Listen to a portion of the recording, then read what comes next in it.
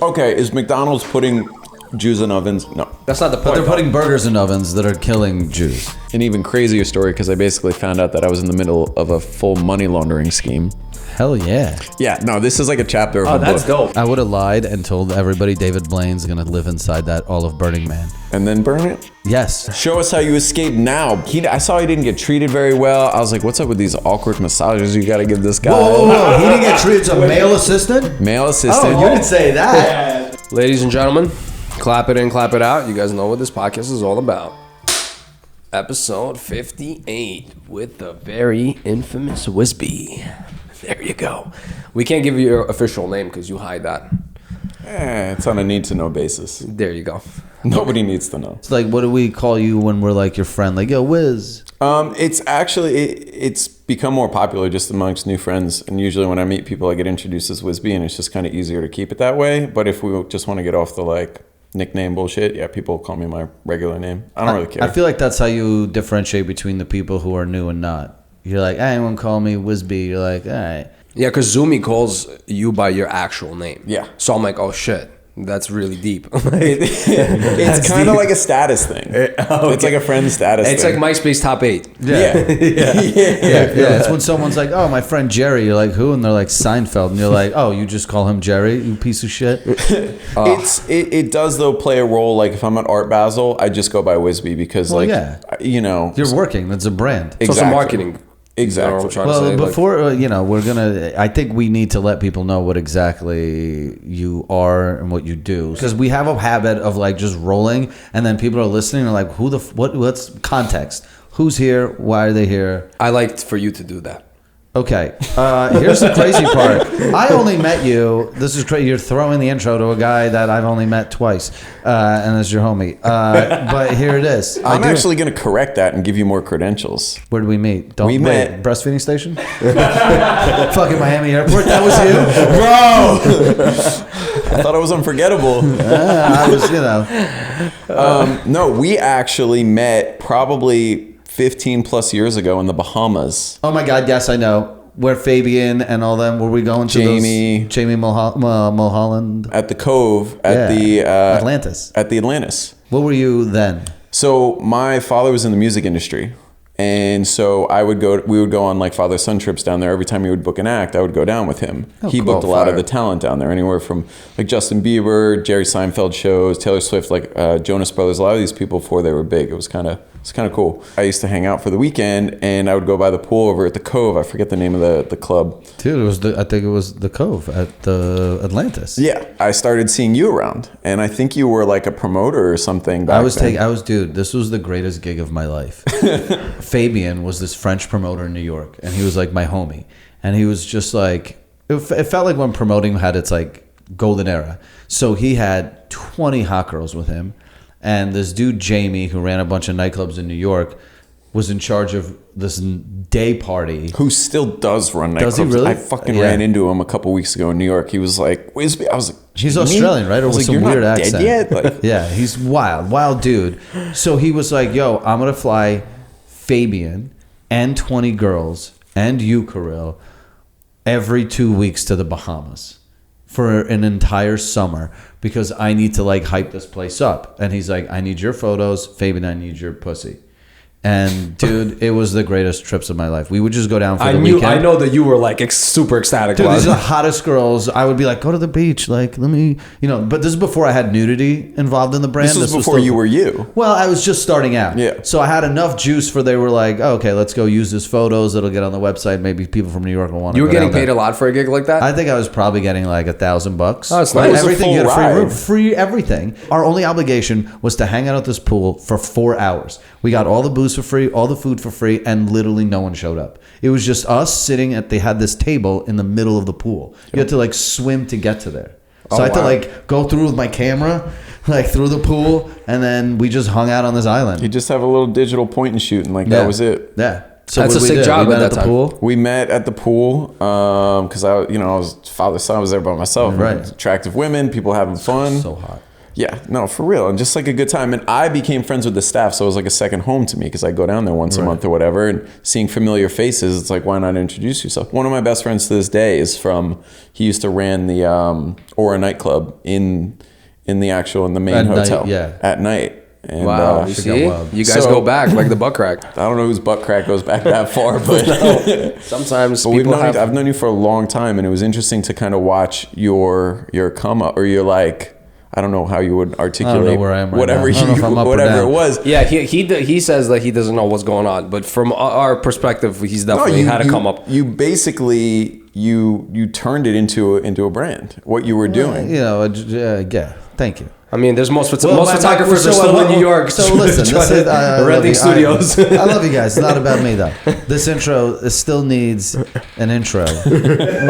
So my point is, at that time you weren't doing art, right? No. Real quick, guys, if you're listening, just Google this guy, Whisbe, because we're gonna continue the conversation in and out. But like, you're gonna get the full picture if you find out that he's like a really, really dope. I don't want to say just street artist, fine artist. Yeah, you do everything, right? But the streets are kind of where you're from. That's where like I feel like modern art isn't museums anymore. It's like street art, right? That's the galleries. Yeah, right. Yeah. You don't have to have an invite into the club. No, I mean the art world's like a very political place to be, right? And so art is a passion of mine, and if I'm just gonna have my creative outlet, my passion, street art was perfect for that because I was able to do what I wanted, when I wanted, how I wanted. I didn't even know what the art world really was, honestly, when I started. I didn't even know you could sell canvases and stuff. So I definitely got my roots in street art and graffiti. So we're hanging out at Atlantis in the fucking, where is it? Bahamas. The Bahamas. In the Bahamas. What are you doing? Are you already like, I have the art bug? Or are you still figuring it out? Did you have a plan? At what point did you start building yourself? Well, I didn't tap back into my passion until I was like 24 or so. When I was in high school, I was not an artist in class where they're like, that's going to be a fucking prodigy right there. Like, that's the next Picasso. They were like, we'd be lucky if he graduates. Okay. Most artists have that. Most artists do have that fucking...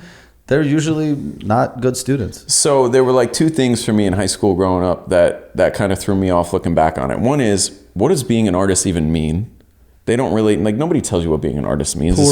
Poor, banged up, you got issues, you got, it's like, it's not a pretty complicated thing. Complicated. Yeah. And the other thing too is, based on the curriculum, if you can't paint or draw what you see, you're not a good artist.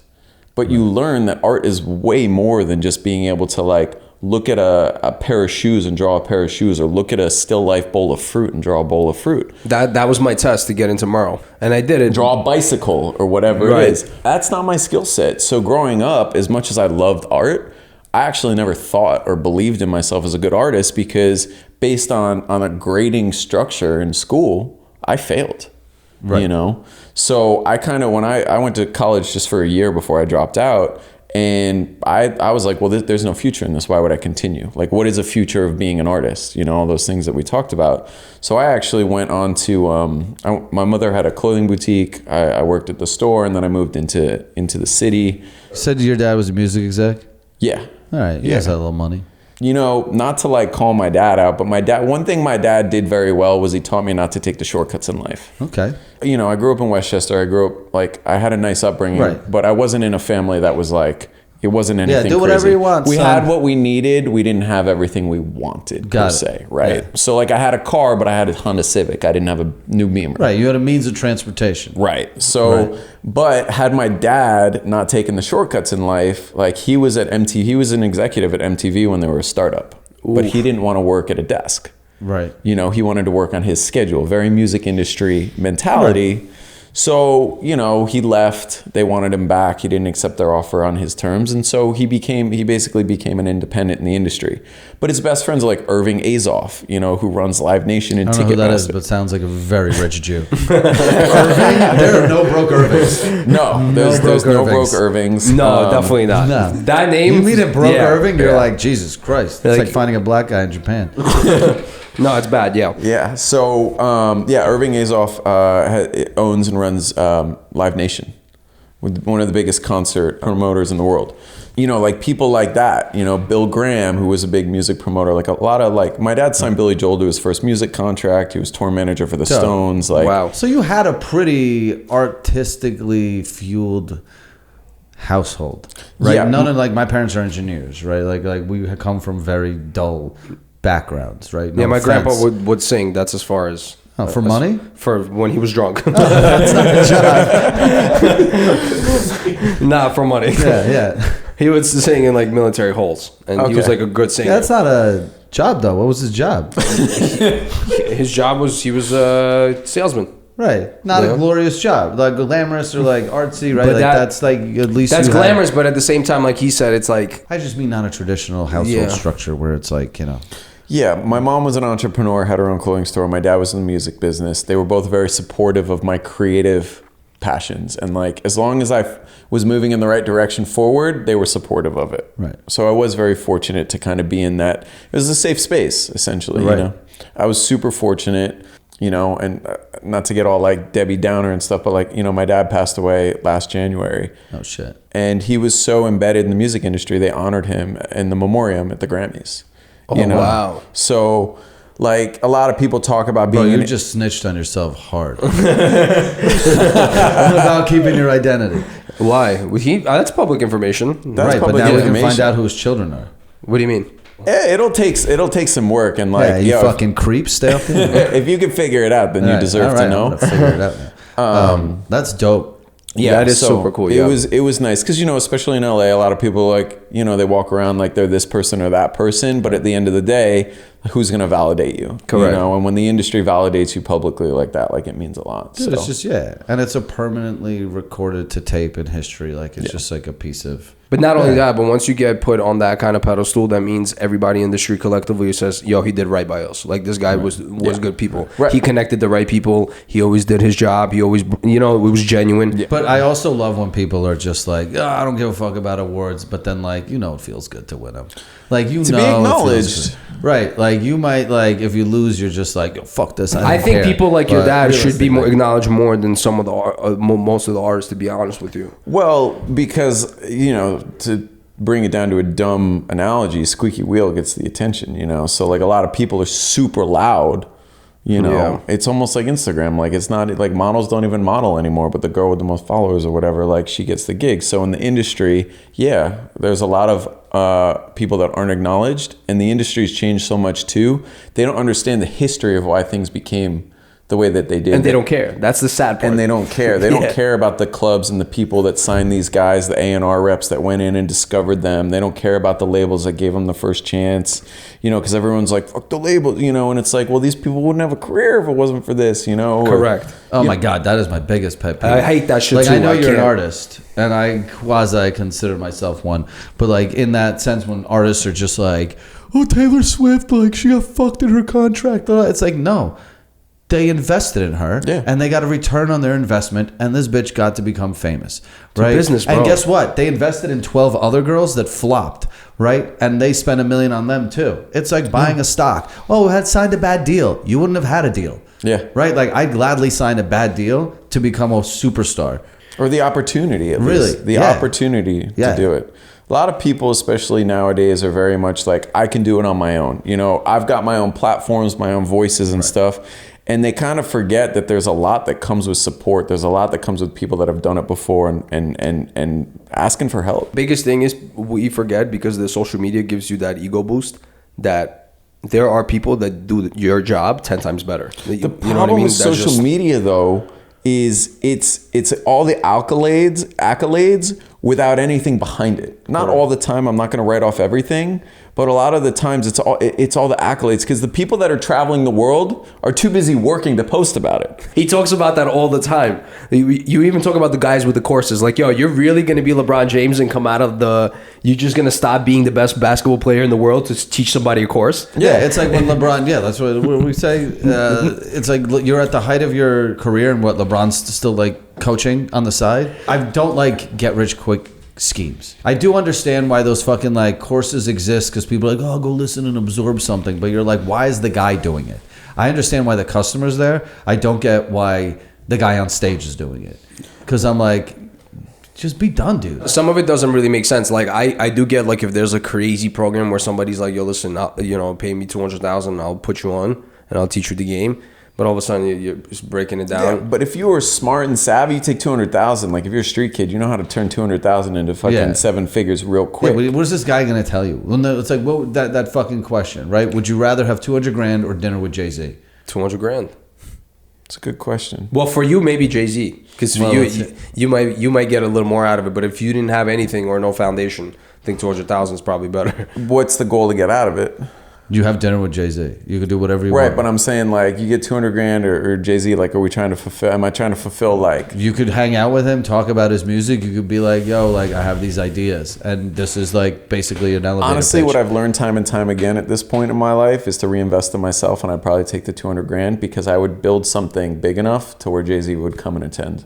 There you go. I respect that. Yeah, but that's the move. I just don't know what I would ask JayZ for. Right, like if it would be. The worst financial decision is to be like, I hung out with a guy who literally is paid to be there. Like he doesn't want to be there. JayZ won't care for one night. Like, right. What am I gonna do for him that's gonna make him go like, wow, like he publicly said, take the money. He said all the shit that I could possibly tell you is all in the music. Just go listen to the albums. You have you to put 200 grand in Apple. You just don't even need JayZ. Yeah.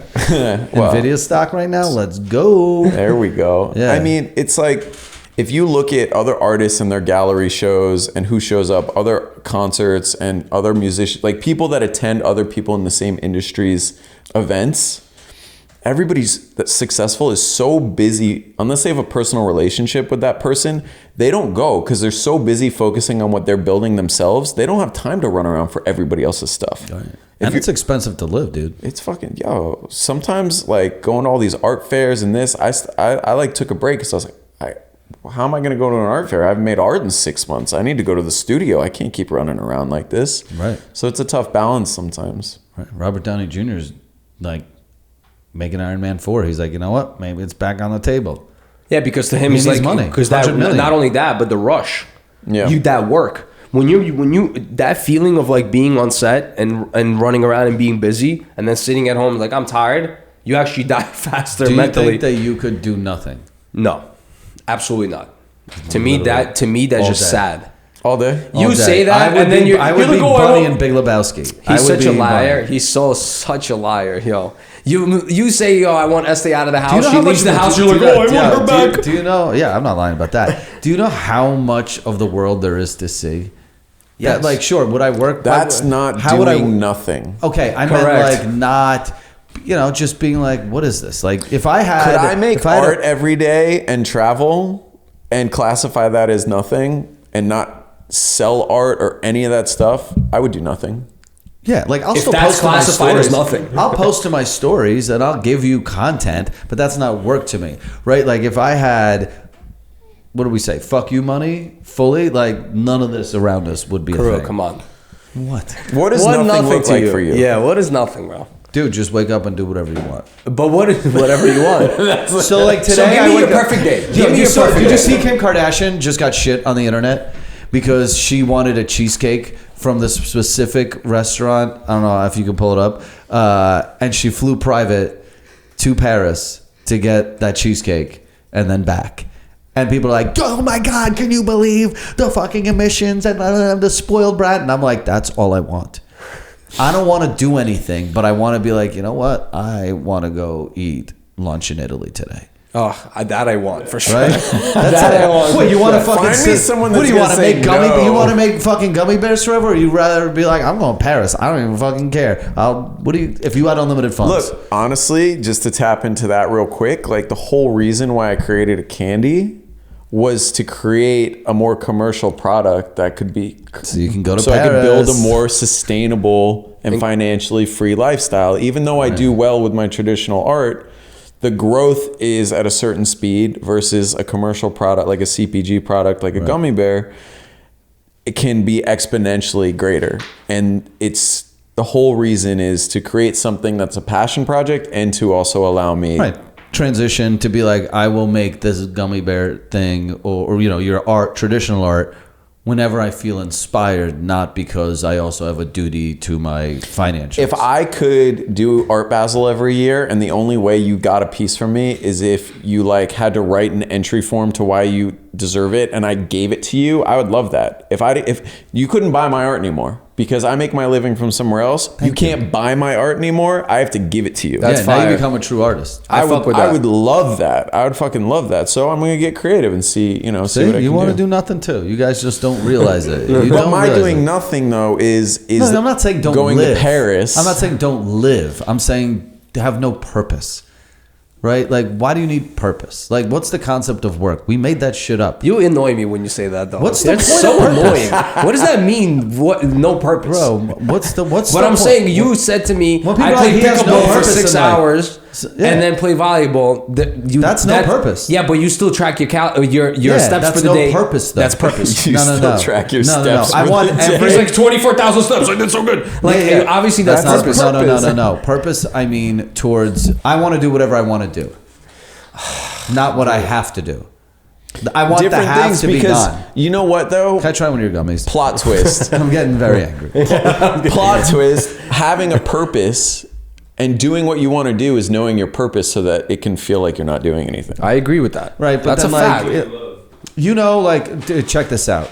Do you have this? Sounds like your blood sugar's low. Yeah. So can I open these? Yeah. So guys, these are Whisbe's Vandal Gummy Bears. There's a bunch of different flavors in here. 2 grams of protein. Let's go. Talk about purpose. So real quick, what is this going to do to me? It is going to make you reappreciate what a traditional gummy bear should be. How many do I take? As many as you want. I don't know how much sugar you can handle. I don't love sugar. Okay. So it's just a traditional candy. This isn't like drug infused? No. These are just good gummies. They're Can you just pass me gummies. that one since you opened it? I don't want to open it. You can open it. I got 20,000 pounds of fucking gummy bears. Like I could spare a few I packs. just want to, keep this shit closed and frame it at home. You never know. So I took the shape of my gummy bear sculptures and I took the artwork that I've been using for the bears for the past 12 years and used it and didn't want to try and reinvent the wheel. And there's 6 flavors. The colors don't match the flavors. Are you fucking shitting me? It's to promote equality, and you can't judge a bear by its color. Ooh. Right? Let's talk So about which it. one is the fucking red? Because I eat red of everything. Well, read the fucking package. Oh, mischievous mango. Yes. So it matches the colors. Oh, Ish, mango. yeah. So red's kind of like a little gray, but Razzle Dazzle's pineapple raspberry. That's green. That's my personal favorite. Orange jumpsuit is pink. Strawberry, emphasis on the bear, is blue. Vandal lime, which is lemon lime, is clear. Whimsical watermelon is purple. These are really cool. Look at this. This is the blue bear that I have in my kitchen. Right? Yeah. I got the blue bear. You got the blue bear. Framed it correctly. Not like zoom want a over bag? there. Wow. See? Bears for everybody. Yo, this is a hefty bag. Yo, that's a lot. How much you charge for that shit? So I basically, my idea was to create a premium product for an affordable price. Okay. So it's 8 ounces of candy. Most bags are like 5-6 ounces. It's a big bag. And it's $6 a bag. Bro, that's very cheap. Yeah. So you've got other brands like Sugarfina and stuff. It's like Bro, 4 it's not ounces crazy for like, sweet. and It's like nice on the It's palate. really good, like yeah. I get nauseous when people give me edibles and they're like gummies because I'm like I don't like a hit of that much. Like it's like literally gross. So I want to eat these gummy bears and just chill without feeling like I just really killed my body. I would soak Like them I can eat this bag and just chill. I would soak those in vodka. You can do that. Yeah, you just fucking make them little.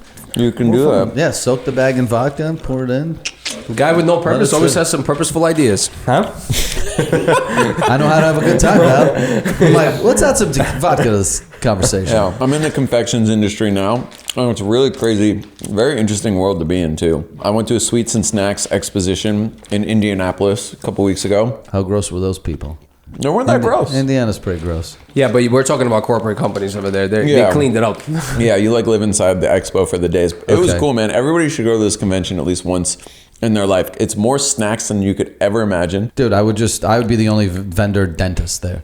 They have they have toothbrushes, some This products. guy's brain is literally AIing businesses as we're talking about. No, you this, think the about Gummy that Bear. many fucking idiots eating candy all day. You're like, I'm gonna stand outside and flyer my dentistry practice. He calls me. He goes to some wedding convention. Goes, Val, you should set up a barber chair in this wedding convention. You clean up, Bro, I don't do anything without being like, how do we monetize this? Yeah, so, we're going for distribution. We're going for big box stores. Right now it's just D2C. I have it on my website just to have it accessible. And it's cool. I want it to be in 7-Elevens. I want it to be in hotels. I want it to be like a household item. You had your fucking gallery at the Dream. You should totally bundle up with the Tao Group and have that be like the weighted fucking candy. They'll sell it for $90 in there. Yeah. I think that was your plan, right? Yeah. To begin So with. I'm reaching out. Like I did a collab with the Four Seasons in Hong Kong. So I'm going to reach out to them and see if they want to carry it. Sick, yeah.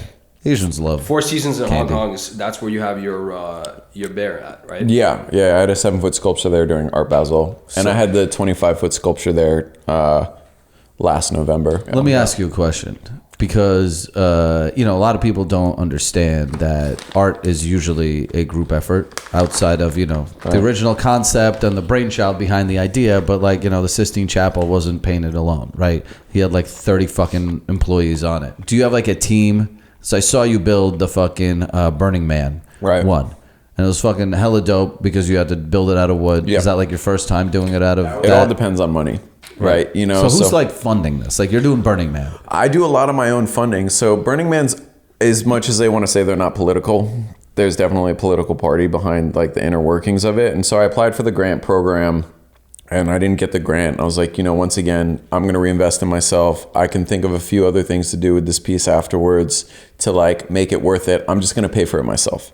So it cost about 35, 40 grand. And back in 2018, that was it's a lot of money in general, but for me, It's a chunk. It's a lot of money to just have a bunch of people naked on drugs. But I've been going observe it. But yeah, I've been going there since 2011. I wanted to give back. So you're part of the community. You're not just a guy showing up being like, oh, it looks like a good place for my art. No. I'd gone to 7 Burns before, and I was finally at the point of where I could bring an installation there because it's an undertaking. I couldn't just do my fiberglass sculpture there. It needed to be built for the elements, people fucking climbing on it, as you can see. You should have burned it. Yeah, but you try and just light 40 grand up on fire. Or live inside it. Yeah, well, these are all second evolutions of it. We'll talk. Looking back on it, I wish I burned it, but it lived a life for a few years afterwards, and it was great, and it was a big learning experience. But I worked with a wood shop in Brooklyn, New York, to help build it. Oh my gosh, that's a long journey. Yeah, for it to have to be trucked. So we had to truck it. It needs trucking. It needs forklifts and heavy machinery, which require operators. It's not cheap and it's not easy. And then you have to tell the trucker. I got to do this in LA next time. Mexicans, bro. They would have built it outside of Home Depot in 30 minutes. I think the Chinese are a little better than the Mexicans, but you have I think they're all kind of equal and hard workers. Yeah, Mexicans don't complain. You don't know what he's talking about. I know. The equations will make a little more sense on the Asian side. Trust me.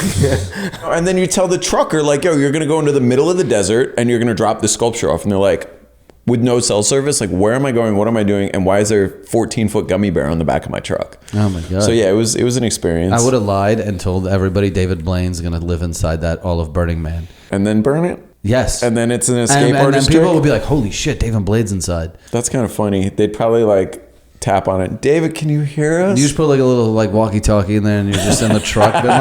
Well, to be fair, you're in the business of devaluing your art. He's in the business of bringing the value of the art. I'm in the business of marketing. I'm you know how much press we'd get if David Blaine was trapped inside your bear? Yeah. He's not going to be able to sell any pieces after he's lying about David Blaine. We're going to kidnap David Blaine and put him inside. Yeah, involuntary. That's okay. Show us how you escape now. Yeah, prove it if you're really, because he's always escaping under his own conditions. Anything ever with installations, anything ever happened where something went really wrong, where something got damaged or anything got fucked up? Lightly, when I have the 7-foot sculptures out in public, whether it's accidental from people leaning on them to take pictures or people are wild. They really have no respect. They'll just let their kids climb on shit. I saw myself, the ones in Beverly Hills. Yeah, I have pictures of kids climbing. Let me ask you a question. Yeah. Do you like it or do you not like it if people interact with it? Because you are bringing around a very playful piece of art. For sure. Right? So it looks very I want to sit on it and take a photo with it, right? It's very inviting. It looks like a chair almost, right? As the shape-wise. Or are you just fucking respect the art? I think that there's a fine balance between it, where it's like I want people. One of my favorite things and why I love street art is because it allows interaction with the public, right? It was kind of cool too when sometimes people wouldn't not go over it, but when they try and take the pieces home, you know, where people are like that excited about it, they want to try and get a piece of whatever you have. With the sculptures, it's like, yeah, interact with it, have fun, but like, do you have to put your heels on the bottom and scratch it? Do you have to take your bag and like, it's unnecessary. Right. You know? Yeah, like, but you see, that just shows that like most of America is just uncivilized because of like 100%. I mean, that's like a whole other podcast we could go into. Correct. Right? But the thing is, like, Cause doesn't put his pieces in places where you can ding up his fucking structures. You know what I mean? Cause is throwing up his pieces into places where or he's gating them, or he's putting ropes around it. Well, his pieces are almost so big that people can't really do much damage to them, so to speak. That's true. Mine are approachable. They're 7 feet tall. They're a little bit bigger than the person itself. So it's very much like they can touch any aspect of it. You know, you Cause and you got 20, 25, 30 foot sculpture, like the fucking head of that sculpture ain't getting a scratch on it, you know? Yeah. So, but nothing dramatic. I mean, I have this one piece that says, I fucking love fucking you. And it's a neon and it flashes and it says, I love you. I love fucking you. I fucking love fucking you. I love, you know, like different variations. And I did a 25 foot of that at Burning Man. And that was difficult because the neon was so fragile. Like every day I'd have to go and make sure the generator had power and was running. Sometimes like a couple of the lights broke, I'd have to fix them. So that had some stuff, but that was due to the elements. Oh, wow. That's cool though. Yeah. It's a big piece. Yeah. How much of that is that you do for yourself, and how much of that are you willingly knowing that you're pushing the brand forward, right? Like some of the, like, you know, you're making this because you need to make it, right? There's something inside of you that's like, well, I need to vomit it out, whatever's going on in my brain. But also when you're like, I'm going to put it in Burning Man, that is also a marketing strategy.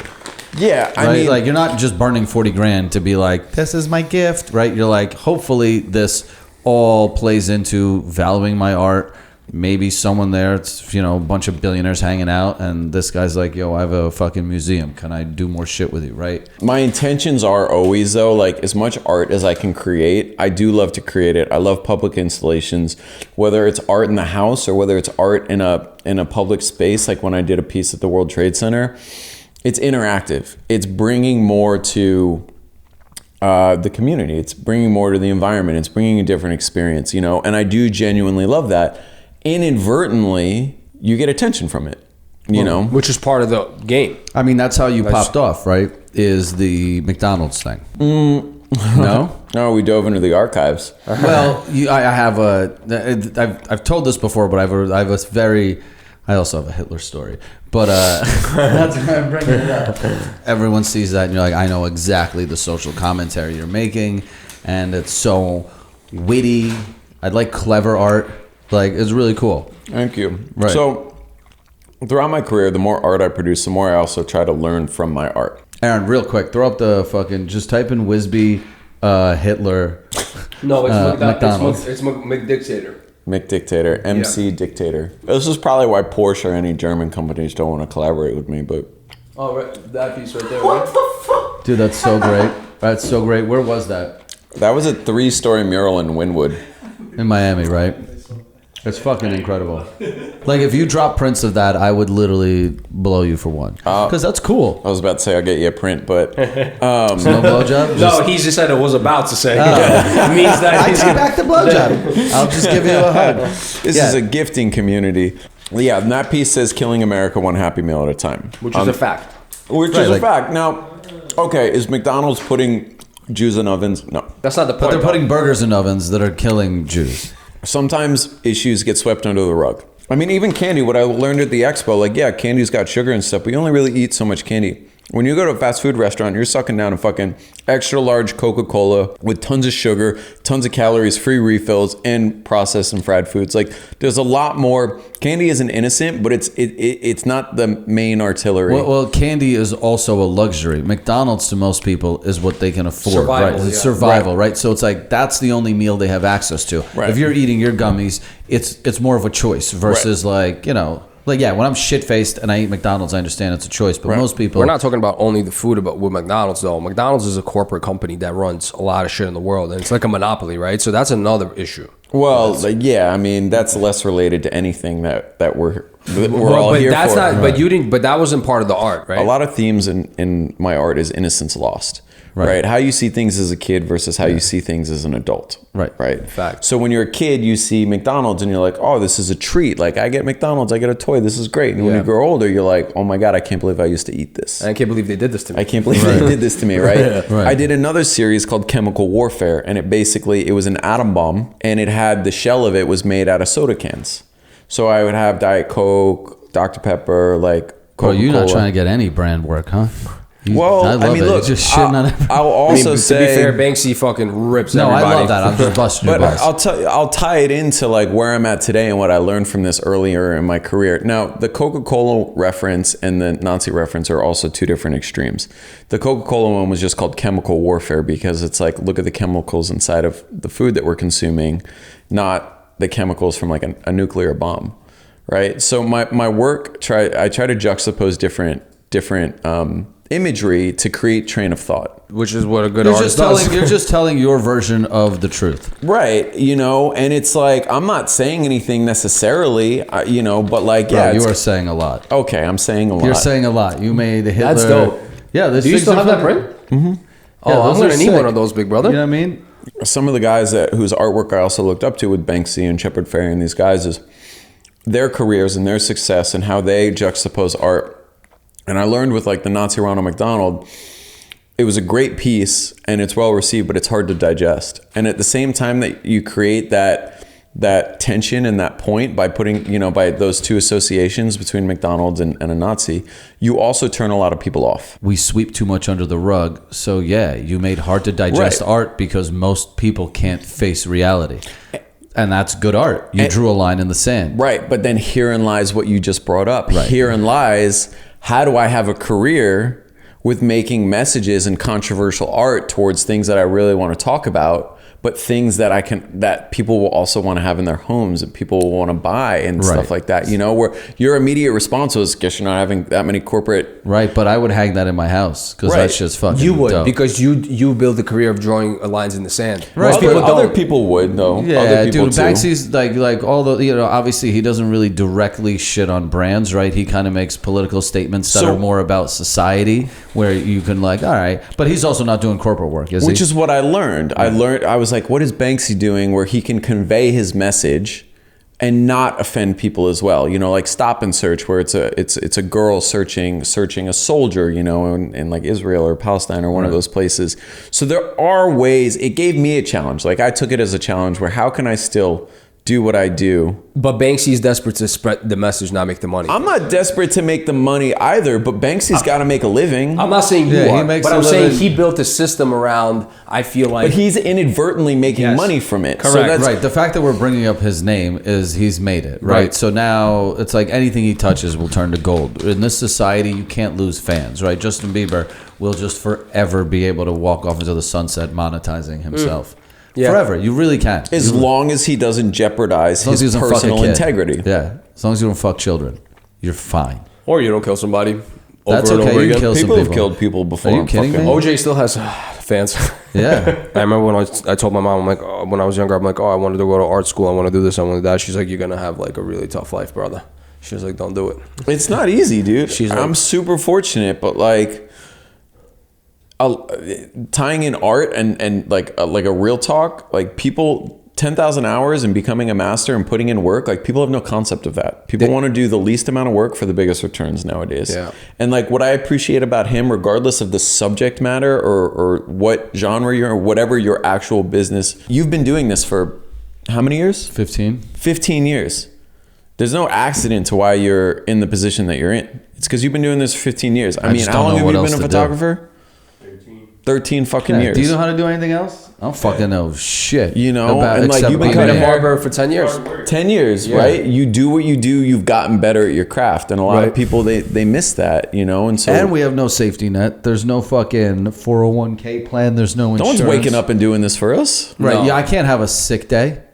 There's no like, oh, I'll just take a 2-week like sabbatical that they'll pay me we got to for. get you. Well, instead of sick days, we'll get you no purpose days. No purpose days. I'm working towards a life of no purpose. You just tied the tangent back. No purpose. Oh, full He's just circle. fixed the tangent. Yeah, you know, being a creative is no one's going to do it for you. And I've seen over the years now doing this for like 14, 15 years, like professionally, I've seen who's stuck around. And the people that stick around or that are still around are the ones that put in the work. Do you as a artist, right? And obviously there are people that have been around collecting your art for years. I'm sure you have people that you know have been collecting your art. Yeah. Do you ever put them in your mind in sense of like, oh, wow, where is this going to take my art if I do this? Or where is this going to do for like the collectors that have been collecting my art? Do you ever think of it in those terms, or are you kind of just like... You don't even have to be a collector for me to want to make you feel proud that you support me. Oh, okay.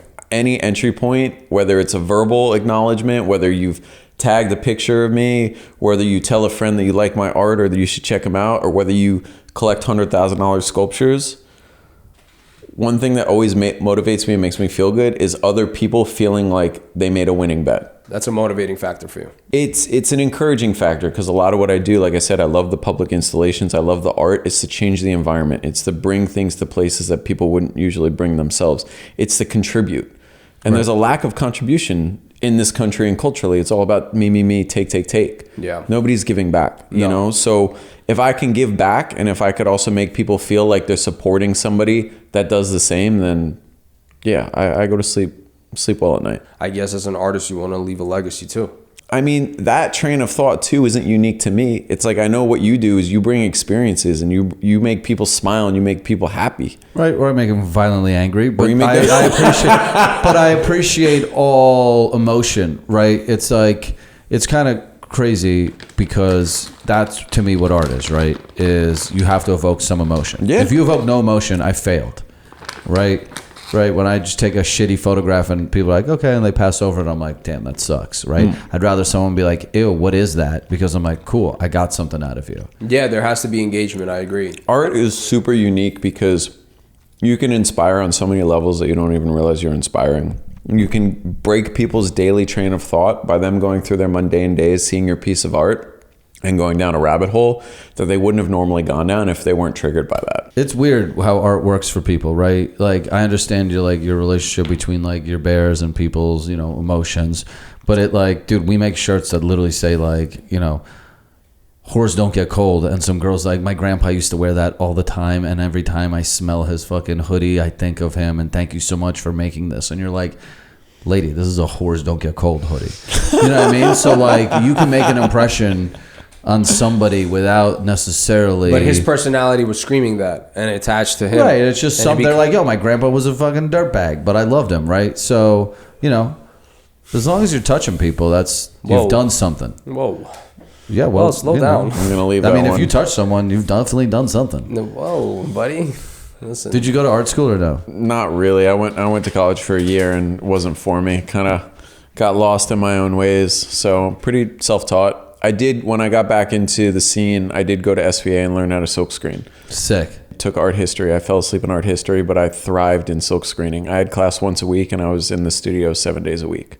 And what I would do is I would go into the studio, I would print my own posters during the day, and at night I would go out and put them up on the streets. Like wheat paste, old school shit? So so before you had your team helping you build these fucking giant sculptures, you were in the streets like manually putting up that fucking McDonald's thing. Yeah, for sure. I mean, I was climbing rooftops, tagging billboards, doing rollers on the sides of buildings, like you name it. I was involved in most parts of that culture. And I also heard that you would like sometimes you would sell some of the prints on the street too at one point, right? Yeah, so before I even knew I could sell prints, I went to Art Basel one year to like tag the town before Basel started, before like Wynwood was safe or well, kind of safe and a thing. And I would go down there and I'd be putting stuff up and people would come up to me and they'd be like, can we buy a poster from you? And I'd be like, you want to buy a poster from me? Like, what do you mean? They're like, oh, we love this. Can we buy one of your posters? And I'd like sign it on the ground. I'd put like street edition. They'd give me like $40 and be like, yeah, sure. Here you go. Fire. Isn't that so fucking cool? That is cool as fuck. Yeah. It's nuts. It's cool making new fans because you're just like, okay, I won that guy over. When I first found out I could sell art was between that moment and also I was getting my pieces framed when I lived in Soho on Spring and Thompson for a few years.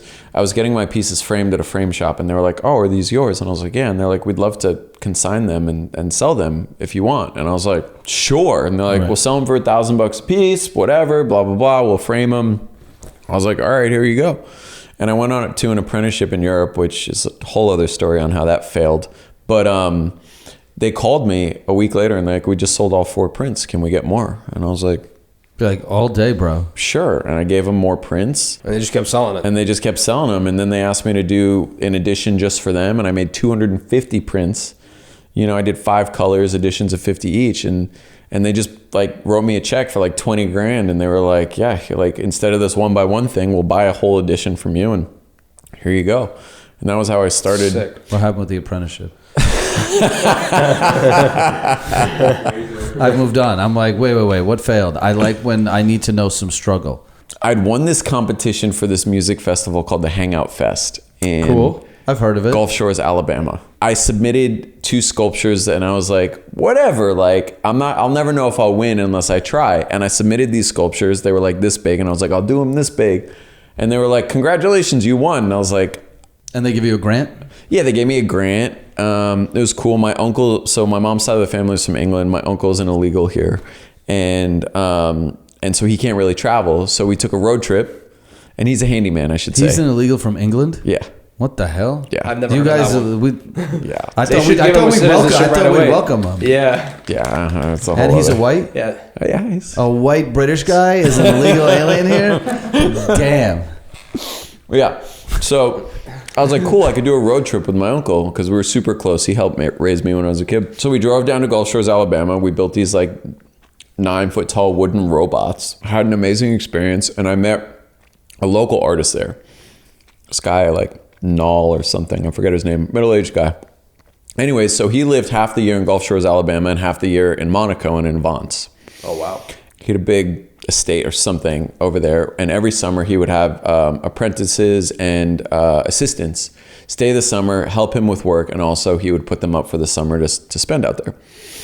And so I was like, oh, cool. Him and I did an event for like a charity a couple months after the thing, and he invited me to go on this apprenticeship. Well, it wasn't exactly the picture that he had painted. It was a sex shop. You guys are- Not for me. I think Okay, for his good. actual assistant, it may or may not have been a little fugazi, but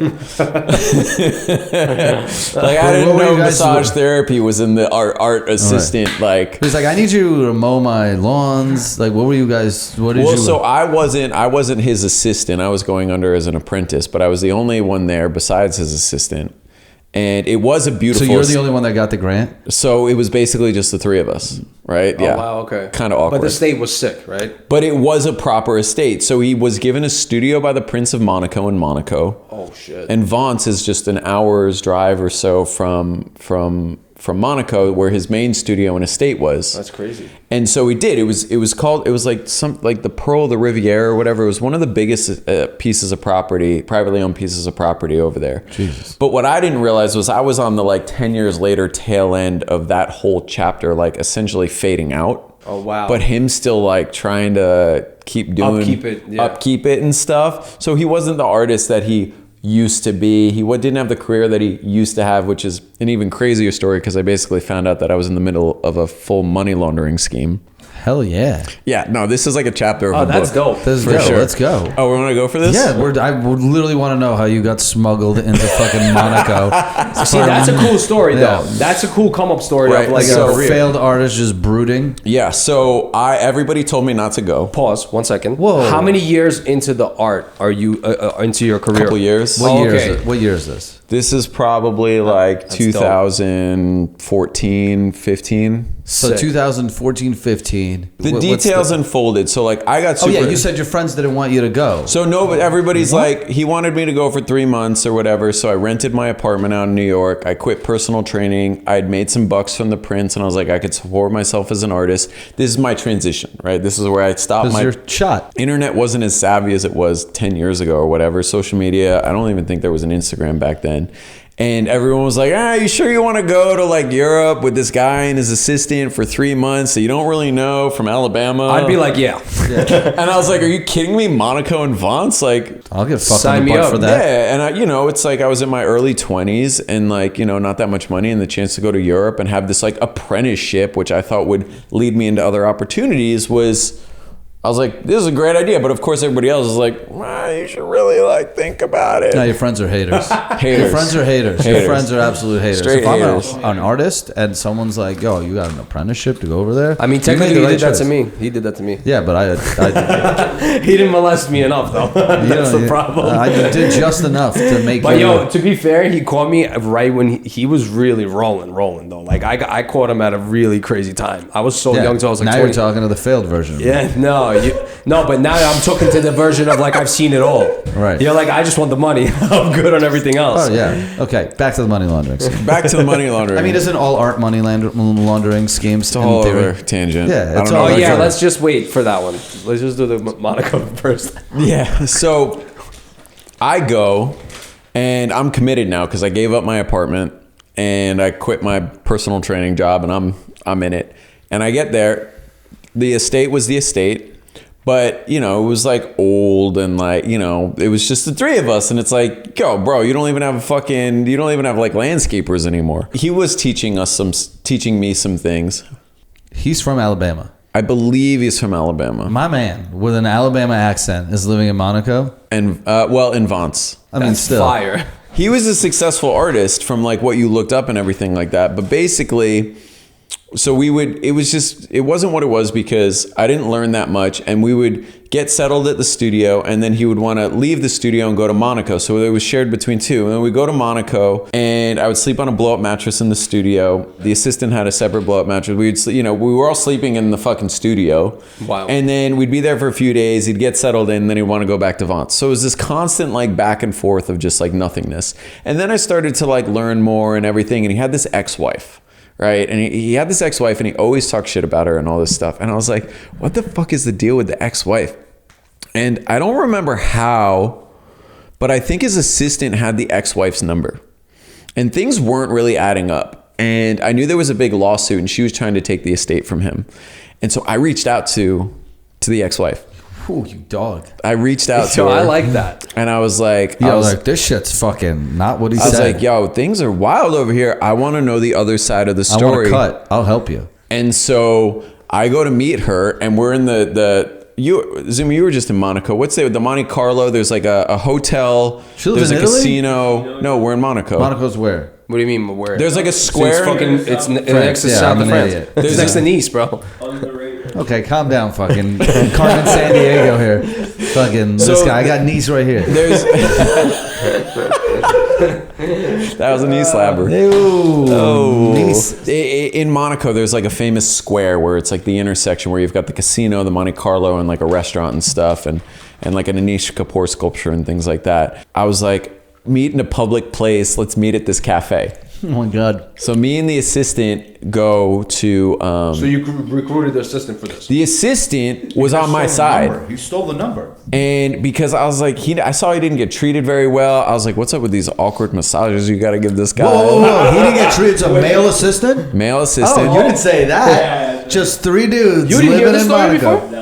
Wow. No. The male assistant had This to kid's give on him his phone. massages. He's not even paying You're not attention. hearing this? The male assistant My has to brother, give him I'm massages. hearing this. You didn't Are know you it was a hearing man? this? You didn't know it was a man? I didn't know it was a man either. Yeah. Damn, just 3 bros just making art. Yo, huh? you stupid? These gummy bears got me fucked up. All right, hold on. Okay. Just 3 dudes making art. Just 3 dudes France. making a 3 dudes and a canvas. He said, I don't know what's going on, but I feel bad for the assistant. These massages are getting out of control. Yeah, he's like, we're Whisbe. calling the wife.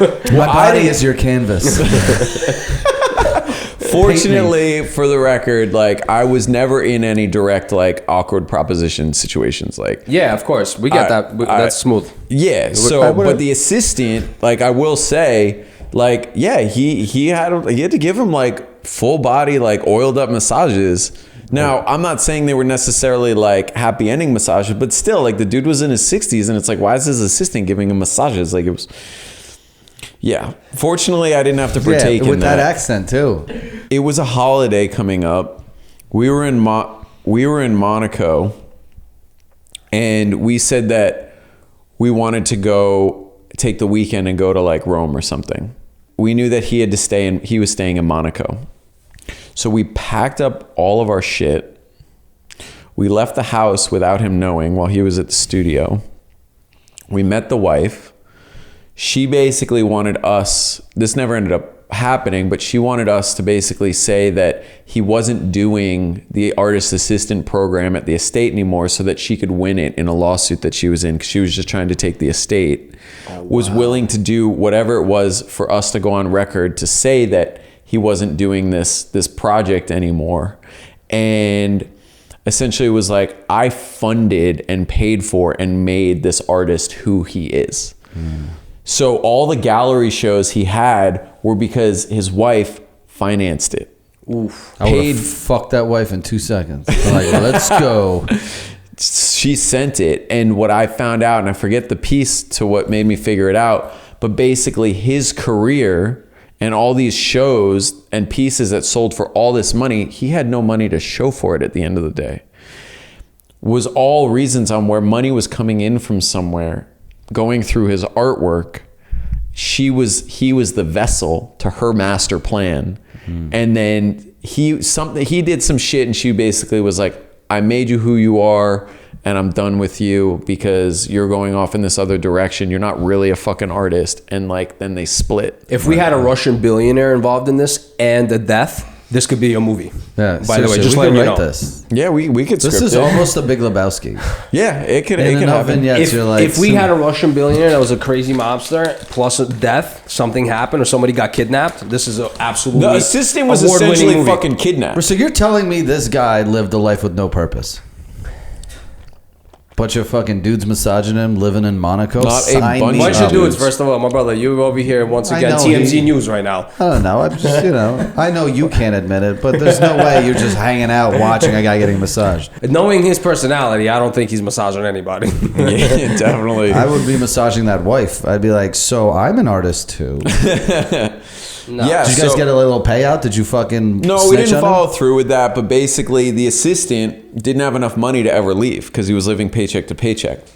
So we plotted this whole thing where we were going on vacation for the weekend, but instead we took our stuff and we went to the other property to get to leave while he thought that we were traveling. Wow. And so I told the assistant, I was like, look, I know you're in a bad situation. I'll get your plane ticket and I'll help you get out of this situation. I'll fly you back to the States. You should not be fucking doing this. This is wild. I had met a woman through one of the dinners that we'd had there that was friends with the artist, but like knew that he was kind of a little weird. And her and I got close because she was like the local friend that I would grab coffee with. And I called her and I was like, look, I don't know what to do. I'm going to put Willie on a fucking plane to get out of here. I don't want to go. I can't go back. I can't go back home. I don't want to go back home. I leased out my apartment. I don't have a job. I'm going to stay in Europe. Can I crash at your place for a few days while I figured it out?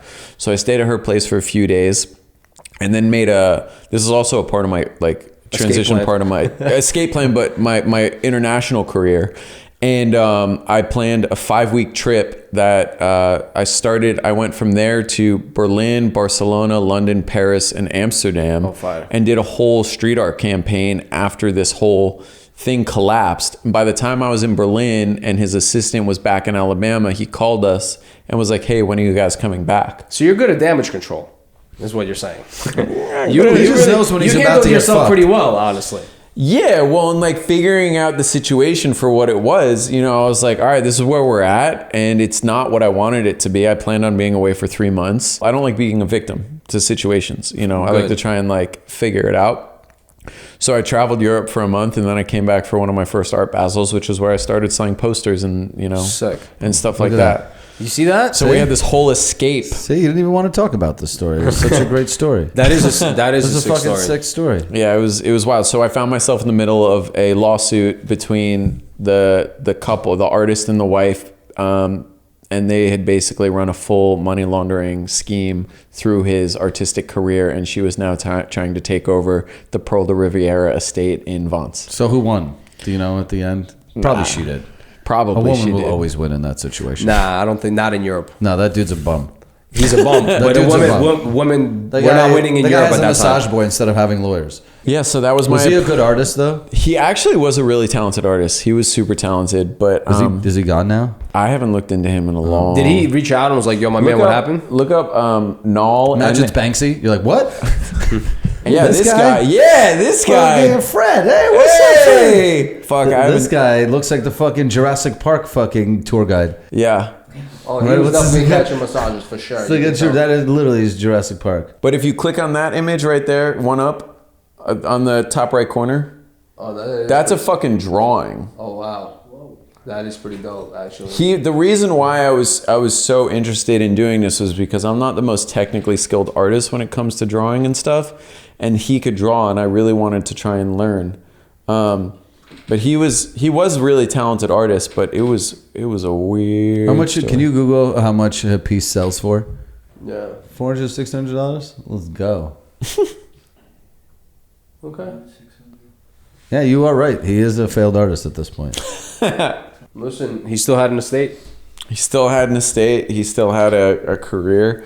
And I got a story of a failed apprenticeship early on for me. But that was when I separated from having a job to just relying on artwork. You guys got to also remember, at that guy's peak of his age or whatever, he hit success for what he had. Like having an estate, having some shit He's going on. broke. He's broke now. I mean, it's cool, but He didn't even save his money. He's at the end of his road. Yeah, his but I'm wife saying he was still enjoyed pulling strings. the life of an artist, at least. Yeah, Say, yeah, quote unquote, yeah. right? Whatever the real, I'll never know the full story. I'll just know where I dropped in and what I think I picked He up. hit you up and he was like, "Yo, what's up, man?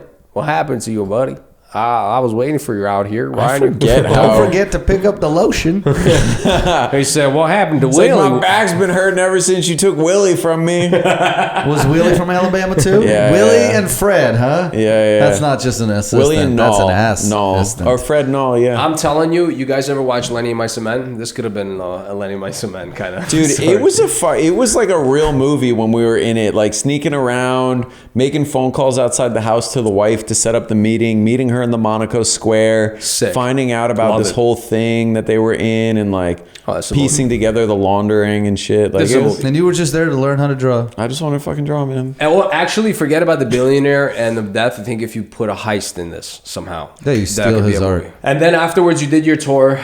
Did my tour. in Europe, and then little by little, you started feeling Got a more little bit of confident, an right? international following, and then Instagram bought Facebook and more social media and like street art blogs and stuff like Sick. that. So people in those different cities would post and share, and then it kind of gave me a little bit more of a presence. You know, you get a lot of like local artists, like you'll have LA artists. You know, like I don't want to say names because I'm friends with some of these guys. I don't want to take it the wrong way, but like it's like only people in LA know these people, or if you're in New York and you're in New York, only people in New York know those people. Tastemakers in each city, right? Tastemakers, Yeah. right. But there's a difference in, you know, Global. spreading your seed all over. I agree. You know, so that really helped that international segment. So it was good that you went on this trip. 100%. Look, I'm always down for a story and an adventure. I'm like a do it and figure it out later kind It of shapes person. you as a person. Same. Yeah. You're covered in tattoos and you have no vices. What happened?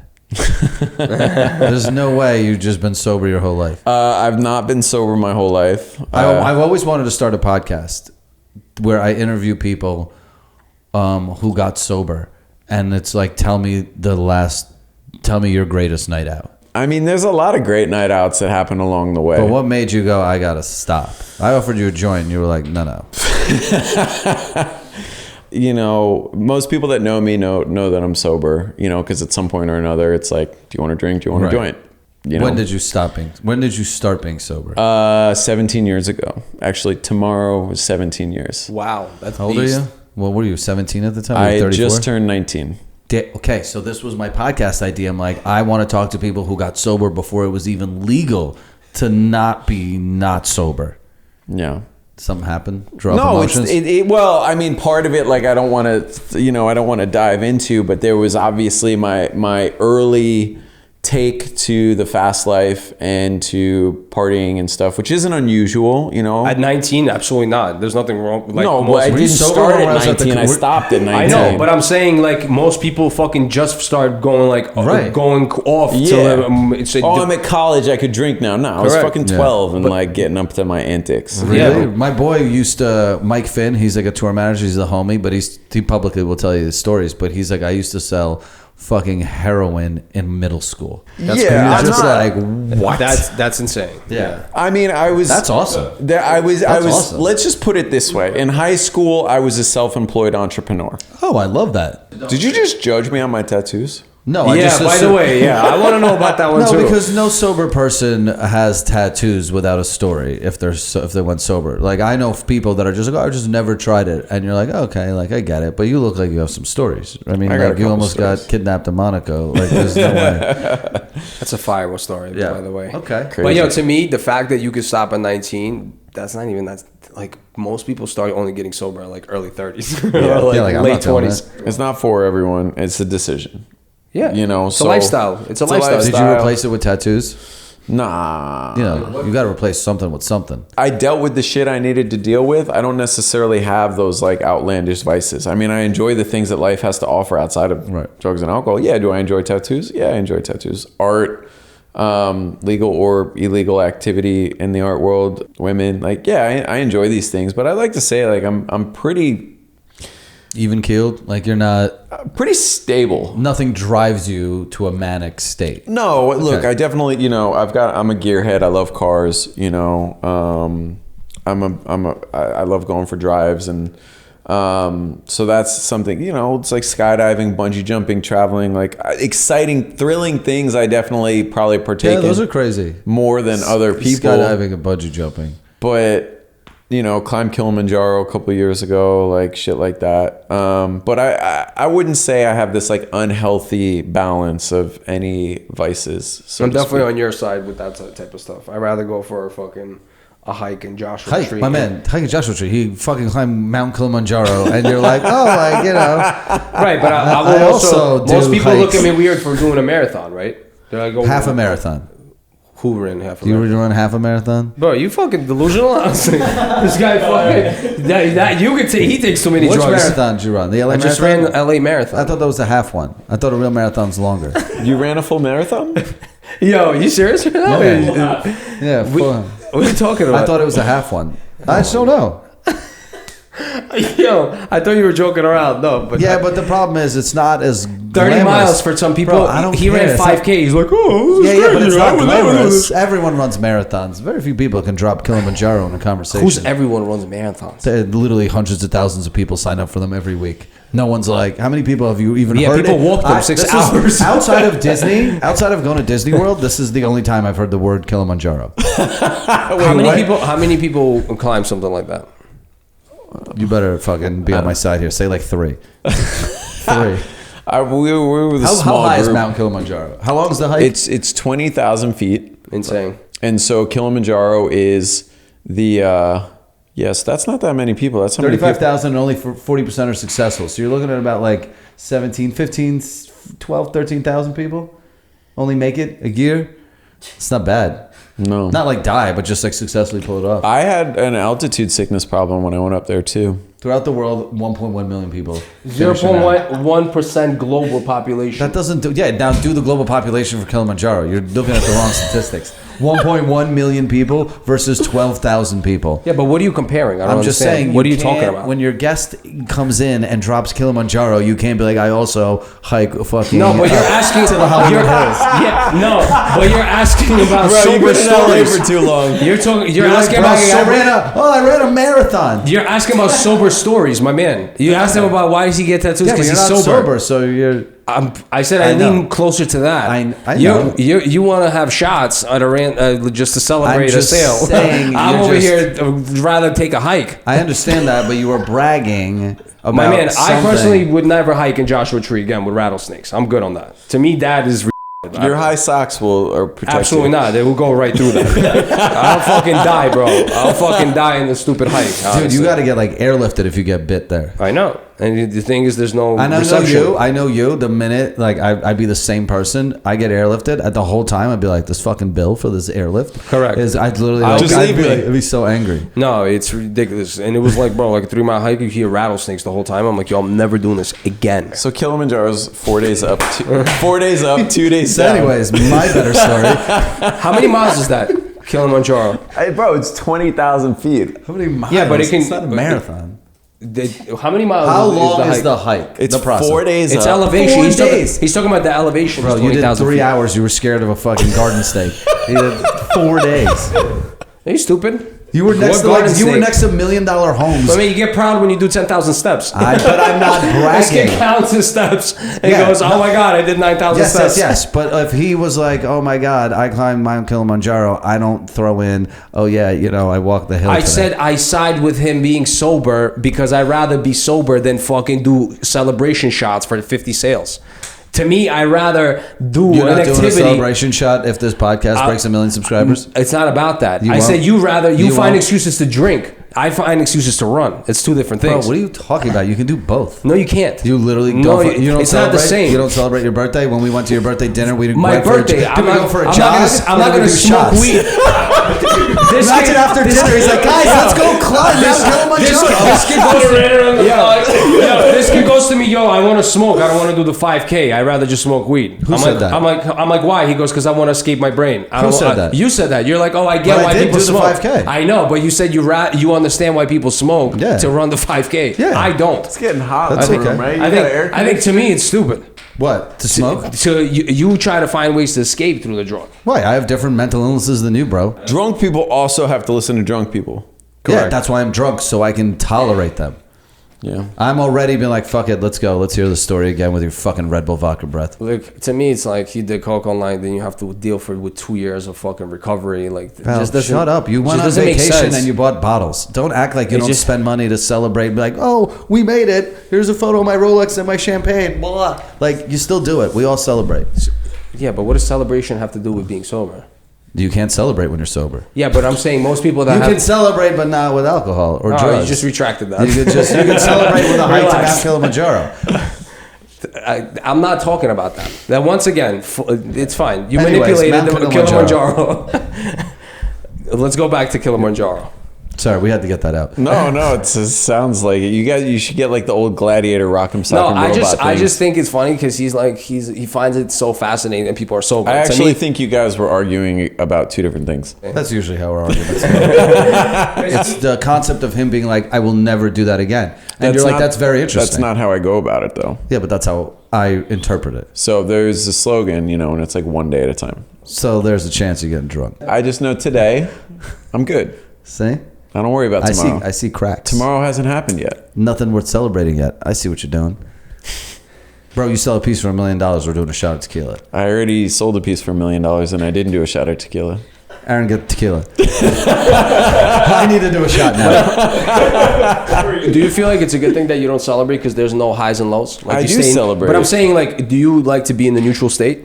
That's why the sober thing is good? I still have. So the whole thing about, if we're going to go into this conversation, the whole thing about drugs and alcohol is that it just accelerates what you already have within you, right? So if you do certain drugs or whatever it is, it's accelerating. Yeah, it's going to make you sadder. That's why you got to No, stop it doesn't, something. dude. Being shit-faced in a bathroom in like a restaurant or a club and you stare at yourself, you're like, I'm a fucking man. You never stare at yourself in He's joking. You He's don't not- remember he's this? not being serious. You've never been tipsy at like a nice restaurant and you stare and you're like, damn. How many times you I'm done a that? I don't know how many times you you look haven't good. done that. I don't drink like that. But you look good. You're like, But it's when a- you do definitely fucking drink done- like that, though, You have when you that. do drink like Yeah. that, Yeah, bro, that's me right there. I feel myself. I'm like, damn. you get I so wish much these hoes louder. would try. Your jawline gets bigger. Yeah, You're I fucking. My dick's literally black and thick. Sorry. Yeah.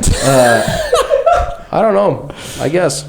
I'll go Ham, treat ham. myself like to a trip, like I said, like a car, go on drives. Like I could treat So you myself. have different ways of celebrating. Yeah, there's ways that you could still like have like the action of celebrating, or like that dopamine reward of like, I'm gonna go buy a watch, or I'm gonna go buy a car, or I'm gonna go shopping or whatever, and it's like I'm gonna treat myself to celebrate. Fire. If you need to have an actual action, usually for me it's experiences. It's like for my birthday, I'm gonna travel I'm gonna go somewhere for the weekend and enjoy myself. Right. I'm a balance of both of you. Yeah. I like trips. I think that's a great way to celebrate, but I want to be a little drunk on that trip sometimes. And there's nothing wrong with that, though. Yeah. I just know in my life, like with where I was at, like the catalyst for all things going in a certain direction started at this point, and Dude, you're just a product of your environment. You exited out early. we'll do I'm merch. kidding. The next merch will be assholes climb Joshua Tree. Yeah, I survived Mount Kilimanjaro. I survived a cactus. With the rattlesnakes, I can't fuck around with snakes. I can't do the animal stuff. Everything else I could do. 20,000 elevation, sign me up. You're from Brooklyn. I just don't want snakes. You can do like guns and knives and violence, but you can't do a rattlesnake. No.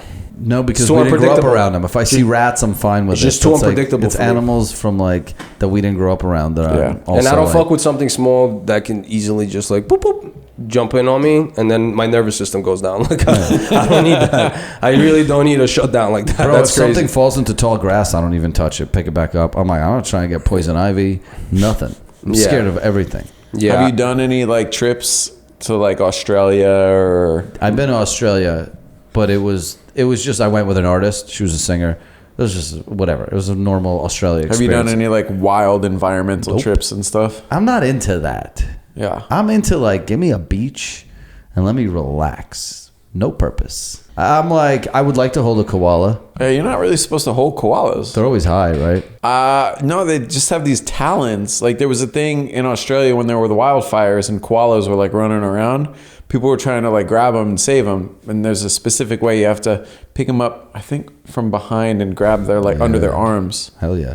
They have, aren't most of them have like chlamydia or herpes? They're so cute and people fuck them. Never heard of that one.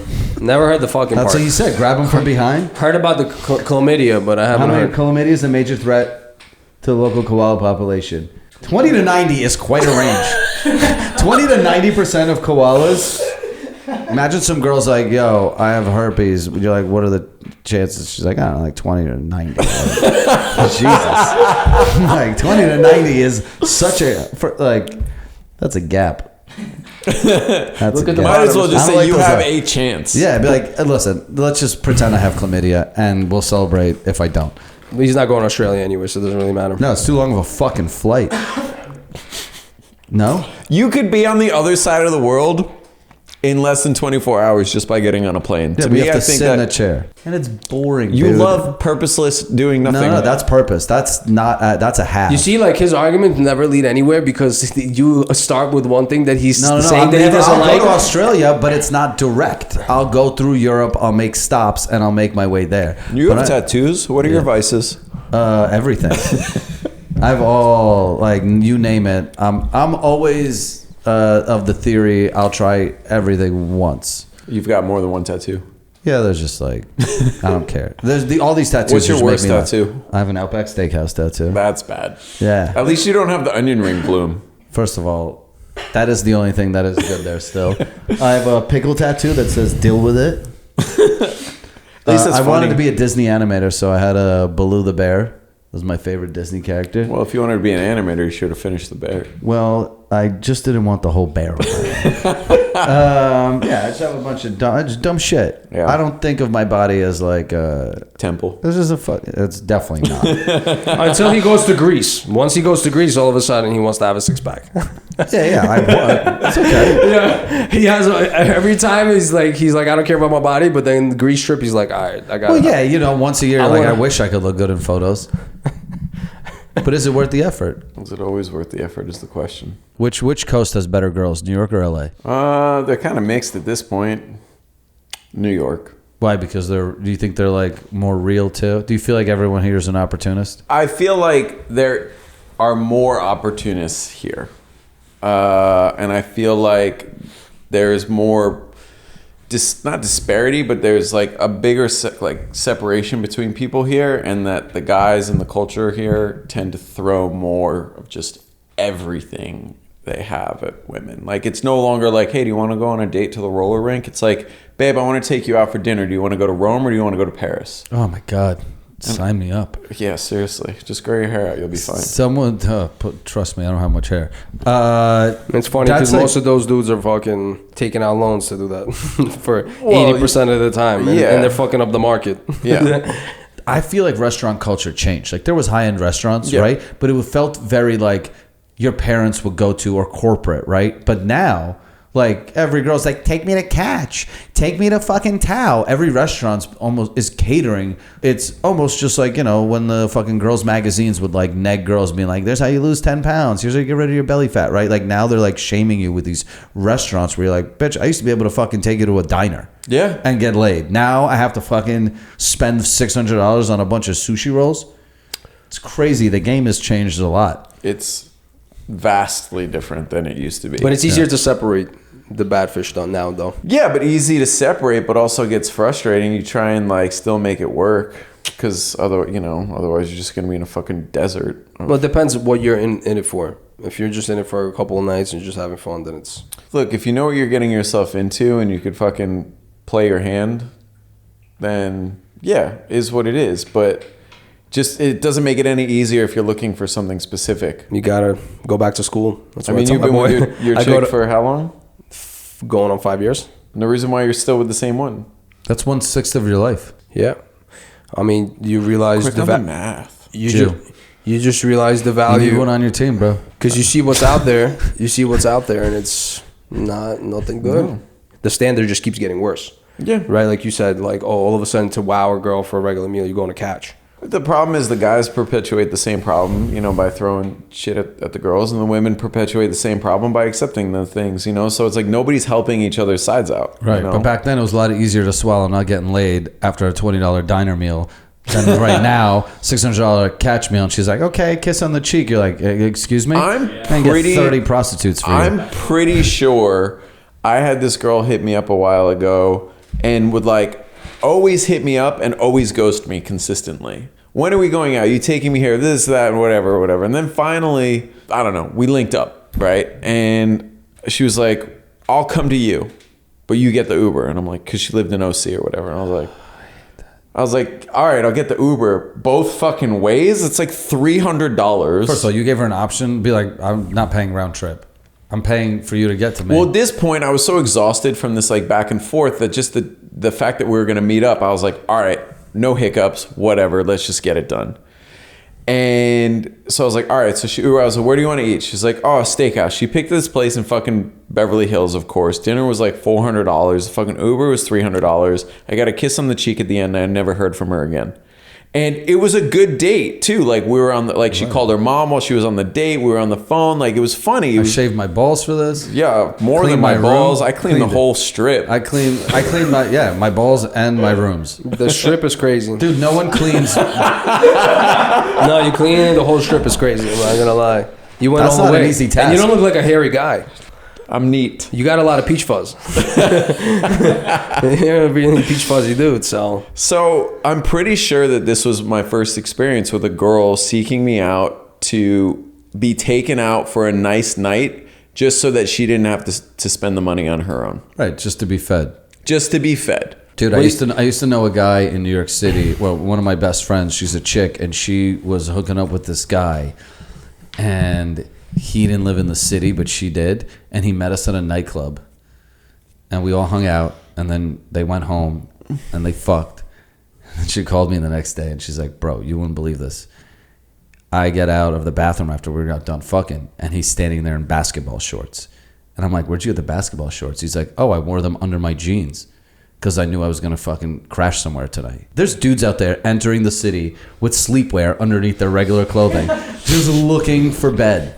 So we called her, that kid that she was fucking for a while, we just call him basketball shorts. I'm like, damn, what a hustle. You imagine the confidence of a man leaving the house being like, I'm going to go find a bed. Like, I understand what a girl does, that you're like, a chick just whispers in my ear, like, can I sleep at your house? I'm not wearing panties. I'd be like, I don't care what you look like. Let's go. You sound fun. Right? What happens if he hooks up with the girl? That's like an explorer. He's like Magellan. That's like a smaller version of a Tinder swindler. You guys remember that guy? Yeah. Legend. Israelis. They're really good with that. They're good with a lot of things. Yeah. He played the game good. Look, man, at the end of the day, everybody just wants to be loved. Yo, but it's crazy, right? Girls, as the front of their mind, they're like worried about catching a meal like that. Like, to me, that's mad effort. Dude, this economy though, can you blame them? Like, yo, this girl could have started a business with that kind of mentality. Like, she really could have, like, you could be a great salesman. Why catch a dinner in a $300 Uber when you can start a company? They post a couple pretty pictures of themselves. They look good. They want to be treated right. The guy obviously wants to try and impress or treat them right, whatever. And it's like they've got guys lined up to take them out. Like, I've heard stories about these girls. They'll go on 4 or 5 they will be serial daters just to not have to pay for meals. I mean, how awesome does that sound? Can you blame them? If women were paying for my meals, I'd be like, who am I eating with tonight? Bro, if I had to sit down every day with somebody that I didn't like to talk to them over dinner just to get my dinner paid, I'd rather starve. Same. Yeah, you're not hungry enough, my friend. Let me ask you something. You're sitting there. Is that a Rolex? You can't make those kind of decisions out loud right now.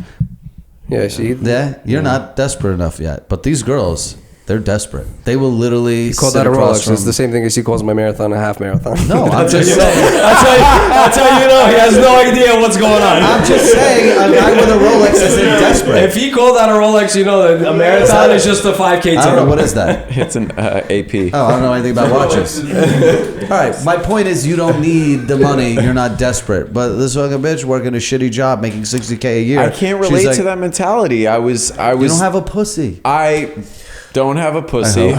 This is not a come out conversation. Right. But I was making $8 an hour as a personal trainer, sleeping in my friend's mom's shoe closet on a blow up mattress just to make ends meet. Right. But because you're a man. But we're women. It's just like we're not offered that kind of thing. So it's like that's just the way it goes. I just don't understand why catch has to be a first date now.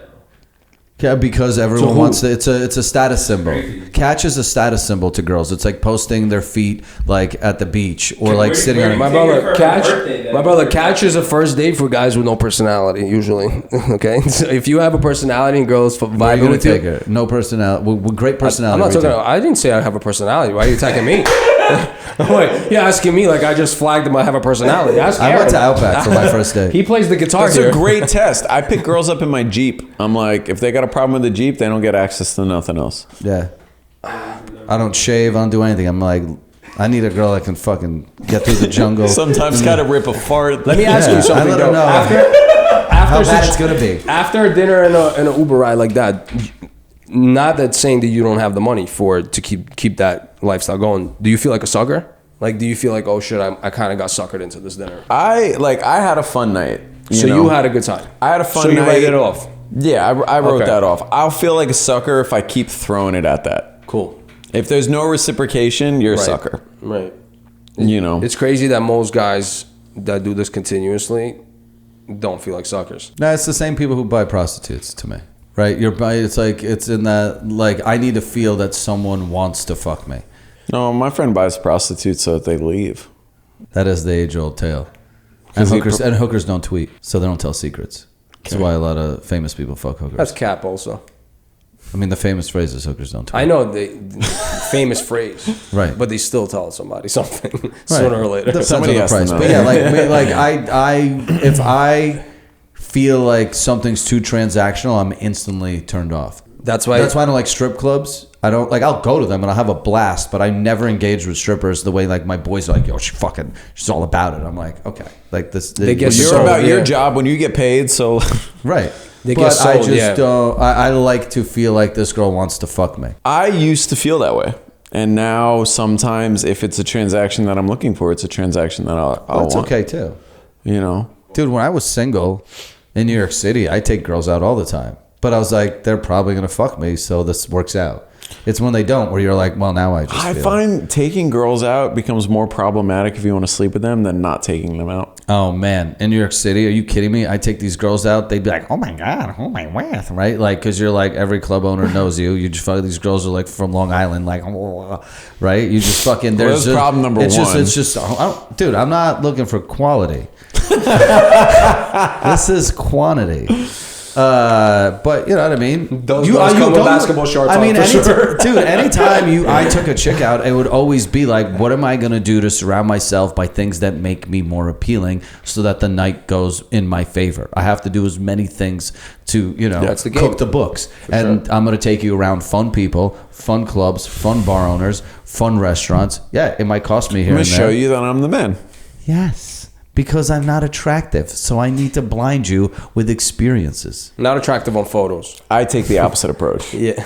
What is your approach? Just take your dick out. They're like, yes. Nailed it. Duh. I wish I had that. Aaron, you're right. I thought he was not serious for a second. I was like, you just stop. You didn't continue. That's what you don't know. He takes his dick out at every party. I was waiting for more. Oh. You see, even I like how you ended that. even our engineer is so engaged with the conversation, as you can tell. Why is he got a throwing phone? around engineer over here?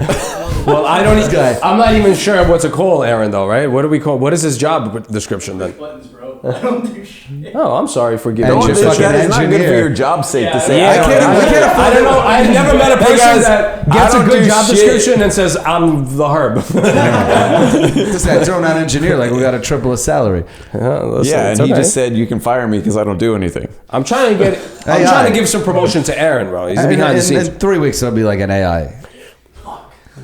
Aaron, I get everything's it, gonna I be get all it, right. Aaron. You're angry too. Yeah, man, crazy stuff. It's it's like access. Everybody has access to everything now. People are more accessible now, like these like girls and guys. Like I say both parties are guilty. You know, I'm not saying that there's one party that isn't more than others, but it's a different world these days, you know. One of my good friends, like we went out for my birthday for dinner a little while ago, and there was a waitress that he was familiar with because he goes to frequents the same restaurant. He never got her as a server, but he knew about her because he was interested in her. Found out she had a boyfriend, whatever. My man's a hella creep.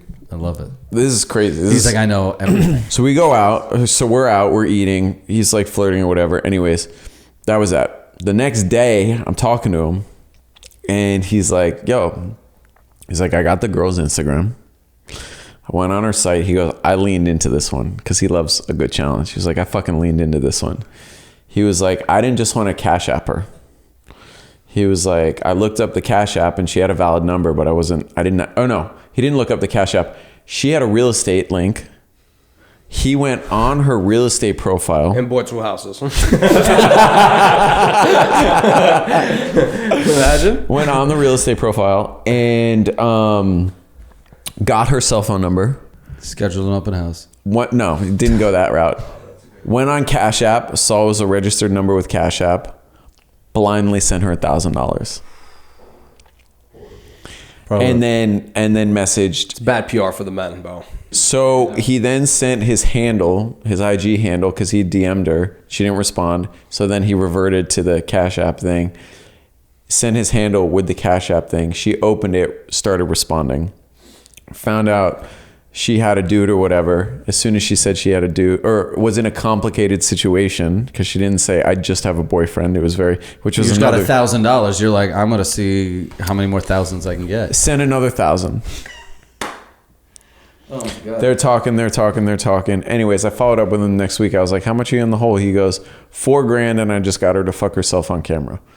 And I'm just like, man, like, Bro, just talk to her in the restaurant and get laid the old school way. yeah, but also it's like there's a fucking price on everything. No, not $4,000 for a masturbation video. It's the principle. I think it's like that's the culture though, right? Like men A while are for me. slowly less comfortable engaging in person. It's a lot easier to do it behind a screen because you could be a lot more blunt, right? Like if I threw $1,000 at you at a restaurant, I'd be like, "Show me your pussy." She ain't doing it. But on DM, she's like, "Okay, let's do this." Yeah, capitalism, man. Where's this waitress work? Ain't no one's identity is getting disclosed here. But, you know, it was That's just an great. example of like, you know, access to people. Like that would never happen if there wasn't Cash App and if there wasn't just. But did you make fun of him? Because I would have. Like as my homie, like I'm glad you did that and whatever, you know, floats your boat. But I'd be like, bro. Yeah, I'm like support my art career and buy some fucking work instead Yeah, I'll of send like. you masturbation videos too. I tried that already, Yeah. but. That route is no good. But it's like back to the point where it's like, "Hey, baby, I want to take you on a date. Do you want to go to Rome or Paris?" It's like, what the fuck? Yeah. You know, it's crazy these days. I mean, you got people like Zumi picking these girls up in fucking SVJs. You know, he's picking. Bro, stop fucking up the game. What are you, picking crazy? these girls up from Seattle in this like $800,000 fucking Lambo, and it's like, yo, she's gonna be ruined. But what happens if you don't have it that week? What are you gonna pick her up in? Car's in the shop. I'm not here. Look, it was all for the content. I get it, and it was good. Do you get good content? Content farming. Content is what? Content is code for head? No, it was legitimate. It was legitimate. No, I get it. Yeah, you know what's crazy? People will do crazy shit for content, and then Instagram comes out with a new policy. It's like, oh shit, gotta change everything. I wish Instagram would just tell me their antics and like, all right, there's an algorithm. Well, just tell me the algorithm so I can follow it. You know, it's just like, why are you playing hard to get Instagram? Yeah, it's absurd. Yeah, brother, you know what it is. Yeah, but at least you make art in the real world, so that's a good thing. I try to contribute to this reality that we're in. You make the world a better place. Some say. I am one of those. Some. Thank you. Yeah, and even in your most controversial pieces, like they're necessary and they tell a story. I think the You're a dopest really part interesting about person. the dopest part about Yeah. what you guys do is just the fact that you guys don't have to be part of the system. Like as far as like having Right, a the 9 balls. to 5, having balls. this and that. I think the balls of just like sticking to something for 15 years, 12 years, 10 years, and not getting shook and being like, yo, you know what? Maybe I should go back to school and get myself something normal. Yeah, how often do you have imposter syndrome? Like, do you struggle with it? Like, how, like in the terms of where, like, I'm just like, oh yeah, I'm a failure this week. Like, oh, this is such a mistake. Oh my god. But then you obviously blindly push through. But do you have moments of doubt about what you're doing? Actually, what I've most recently, I mean, just on some like real talk, like most recently, it's like when you're younger, you always think like, not always, I shouldn't say always, but like, especially if you're from New York, LA, like one of these big cities, you see these big lives that people have. So you think being successful, you equate it to like these big lives and stuff. So as my career's become more successful, I've started to accumulate a bigger life. And why not think bigger is better? You know, get the house, get the cars, get all this stuff. But the problem is that with all these things that you accumulate, they become responsibilities. So you become a slave to them. Well, yeah, they become expenses. Take expenses out. They just become things that you have to maintain to some degree, whether it's financially, whether it's paying somebody else to maintain them, whether it occupies space in your brain. So that's your new boss. That's your new boss. And like, I made a joke to one of my business partners the other day where I was like, I can't wait to be an artist that makes art again. No purpose. No purpose. See? Where you can just make art. You know, yeah. And so Still a purpose though. He's still making art. Yeah, but he's not beholden. Hey, to you guys his can you guys can sword fight it out later. I know. I hear you guys. So I've now the past few years been trying to consolidate my life, you know, to the things that I really just like, the necessities for the most part, because it starts off with ego and then you're like, whoa, I don't really need that much. Right. It's Right. it's not imposter syndrome, but it's realizing that you don't need most of the things that you think you need in life. Yeah, for sure. So, and that made me feel somewhat not fake, but it made me feel like I had allowed myself to get to a point of where things that weren't a priority in my life had become a priority, you know? So I've always been very comfortable and confident as an individual, whether it's art or take that outside, but like, it's been a learning curve, like getting older and like going through these different sequences and stuff and thinking you know what you want, getting what you think you want, and then realizing that it's not what. Yep. Talking what it about is. being alone, like Kirill's like, yo, I hate being alone. But if I had millions and millions of dollars where I can buy a house that's 10,000 square feet, I don't see, what is the point of that? No, Get but lost for in my me, own house. if I had the money- feel lonely. Like for what? If I had the money, I would just uplift my friends so that I can go have these experiences all Correct. together. Same. For sure. Like, I'd much rather... I have a 4-bedroom house in LA, and I can't stand it. Like, my tiny apartment that I want to get in New York and that I used to have, you're like, that's all the space I needed. Yeah. Same. Because to me, I'm more about, like, what's outside these walls. Same. And that's so much... Like, society in New York just shits on this town. I mean, I'm in a 5-bedroom, 5-bathroom house. I go between my bedroom, the kitchen, and the living room. And then you don't go to the other rooms. No, and you're like, well, I got to decorate this thing, maintain Now, there it. was a reason why I got the house. It You was should a- just come in sometimes, just sit on the bed and be like, wow, that's cool. Right? just soak it in and Yeah. just get out. But that's what I'm saying. It makes no sense. It just doesn't make any sense. And with it comes, it's like then there's the added landscaping cost. It's like everything just becomes exponential. And for what? Now, I got it for investment purposes. I didn't get it because I needed that house. But I'm learning now that it's time to let go of the house because it served its purpose. And now that's the super crazy important thing in life is learning when to understand something needs to end and ending it. Because I think a lot of people have trouble being major issue with that. Well, voluntarily ending anything is hard, right? It's fine when circumstances push you there. That's also terrifying and embarrassing or whatever. Like we think all these things like, well, if I close this door, what will people think? What will I think? Is my value going down? Yeah, that's the hardest is how do you close? That's why most relationships go through like, we got back together. We're not, right? You're just like, because finality is scary. Yeah. Right? Especially with art, right? I mean, at what point do you learn when you've overworked a piece, right? I don't know if you've ever seen this documentary called Supermensch. You should watch it. It's really cool, but they talk about how a chef as an art form is so great because when the meal's over, the meal's over. It's one of the few pieces of art where you can it ends, right? It's done. But with a painting, you can sit there and toil over it for a decade.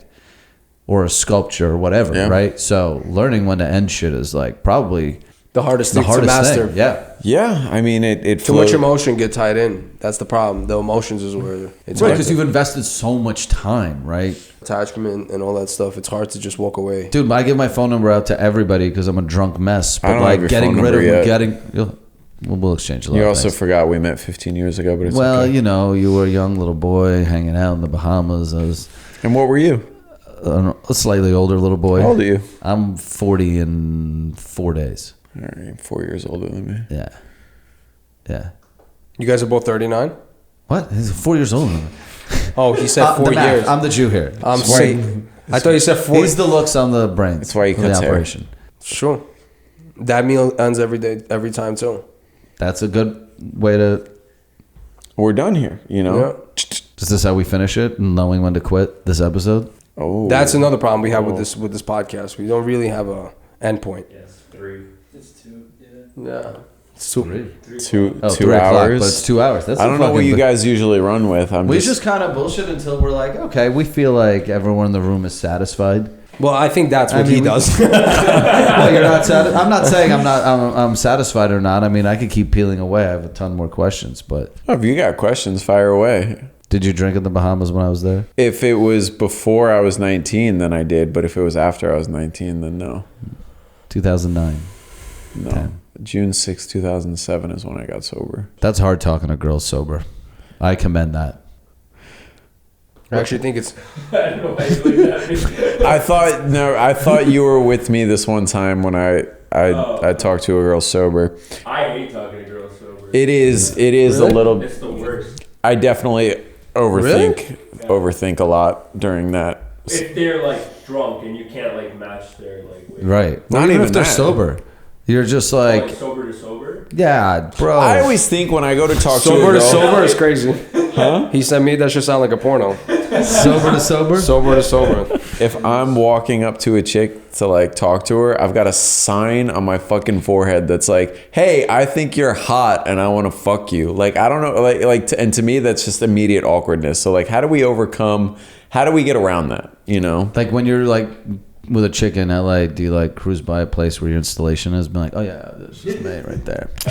Like I would if I had I'd be like, where's my piece? All right, cool. I'm riding around town all day. I'd have all my art queued up on it's just my wallpaper. Yeah, I would do everything to be like, I will in conversations if they ask about my art.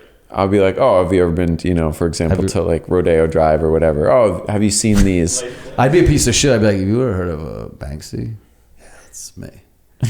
Isn't he anonymous? Yeah. Yeah. Well, I'd actually have fake NDAs in the car. I'd be like, just sign this so then I could tell you. Question: how did you keep your personal information off the internet? Okay, Bill.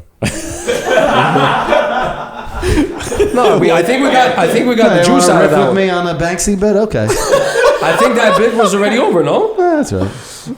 We were doing great. We were going into basically how I kick game for my artwork. Right. And you're like, how do you hide your name? I think that's a little more impressive to me. What, hiding your identity? On the internet? He doesn't. Most people don't even know your first name. Right. How?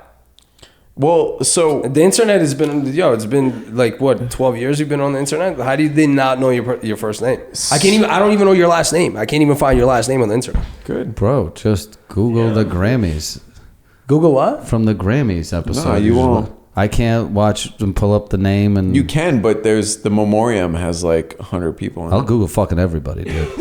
So That's how much I want to know And your then you name. fucking deserve it. See? There you go. But I'm saying how though, right? Like, what do you pay for a service? No. You just don't reveal it.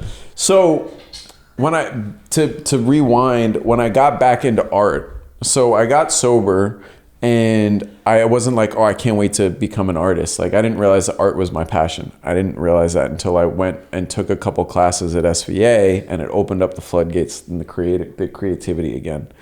And at that point, when I understood what passion was, I wanted to create a separation between my personal life and my creative outlet. Yeah, but you don't even have a Facebook. That's a personal Facebook. That's what I'm saying. I do. You do? I have You have a everything. personal Facebook? But how's it not attached to your Whisbe thing? Like, nothing is attached at all to it? You don't have no LinkedIn, nothing? Why would I have a LinkedIn? LinkedIn, my man's a fucking... But you were never been on Yellow Crazy Pages on your street phone, artist. like nothing? Like, there's Although LinkedIn, I hear, is like a pretty good play for... it is nowadays, yeah. What was the last thing you asked? I'm saying you were never on Yellow Pages, like you never on the cell phone, like under your name, like what? You just don't have your name anywhere. I do have my name everywhere if you know my name. Right, but you're also like, he's not out committing atrocities where people are like, I need to go out this guy, right? His fans respect his identity, I'm sure. So I created Whisbe for two reasons. Whisbe is an acronym for what is beauty, right? And so I created it for two reasons. One, because by doing street art and graffiti in the beginning, when I was doing more illegal things, I couldn't just be writing my fucking name on walls. And two, because I wanted to keep my personal life separate from my artistic life, because that was my creative outlet. So I wanted to keep the two things separate. Not that like my personal life was anything to protect per se, but I wanted to keep the two things separated. In the first 5 or 6 years of my career, I was also anonymous. Like, I wouldn't take pictures with my face because I was doing art for the pure passion of loving art.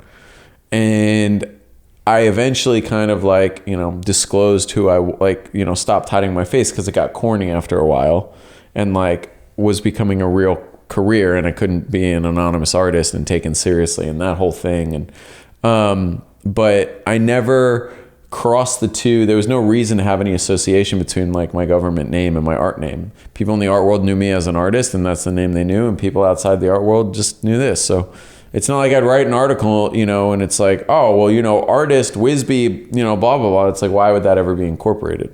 Yeah, people are generally stupid, dude. People think Mr. Bean's my dad. I'm like, we have two different last names. One, I was born in Russia, and he's The thing is, people really do believe that. right. So the internet's I just full didn't of lazy think it until people. you You could mentioned have it. what? I didn't think about that till you mentioned it, but now I can't unsee it. What, Mr. Bean? Yeah, there you go, bro.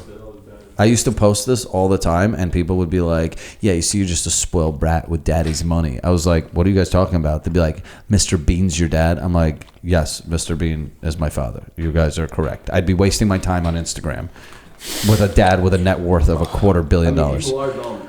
But nonetheless, it's pretty cool. It's not a lot. I feel like the internet is just too advanced now to hide the first name and last name. It's something. It's going to pop up somewhere. Yeah, but it's you know also what I mean? branding, right? At the end of the day, like Whisbe rolls off the tongue. It's interesting. It's cute. It's fucking. It's its thing. It's cute. It is cute. I I like think it. it's cute. I think it's cute. Yeah. Whisbe. Hey, boys. You just remembered your guy from Alabama the way you just said, "Hey, boys." I know. I was looking up flights to Monaco. Did you want to be anonymous because you were doing graffiti and you didn't want to get hit by Vandal Squad? Can't go writing my name on walls. Yeah. Vandal Squad is a real thing. You got into it with Vandal Squad before? Where they fucking caught you, pressed you up against the wall, beat you down like most graffiti guys No, do? that's a regular Saturday night. Yeah.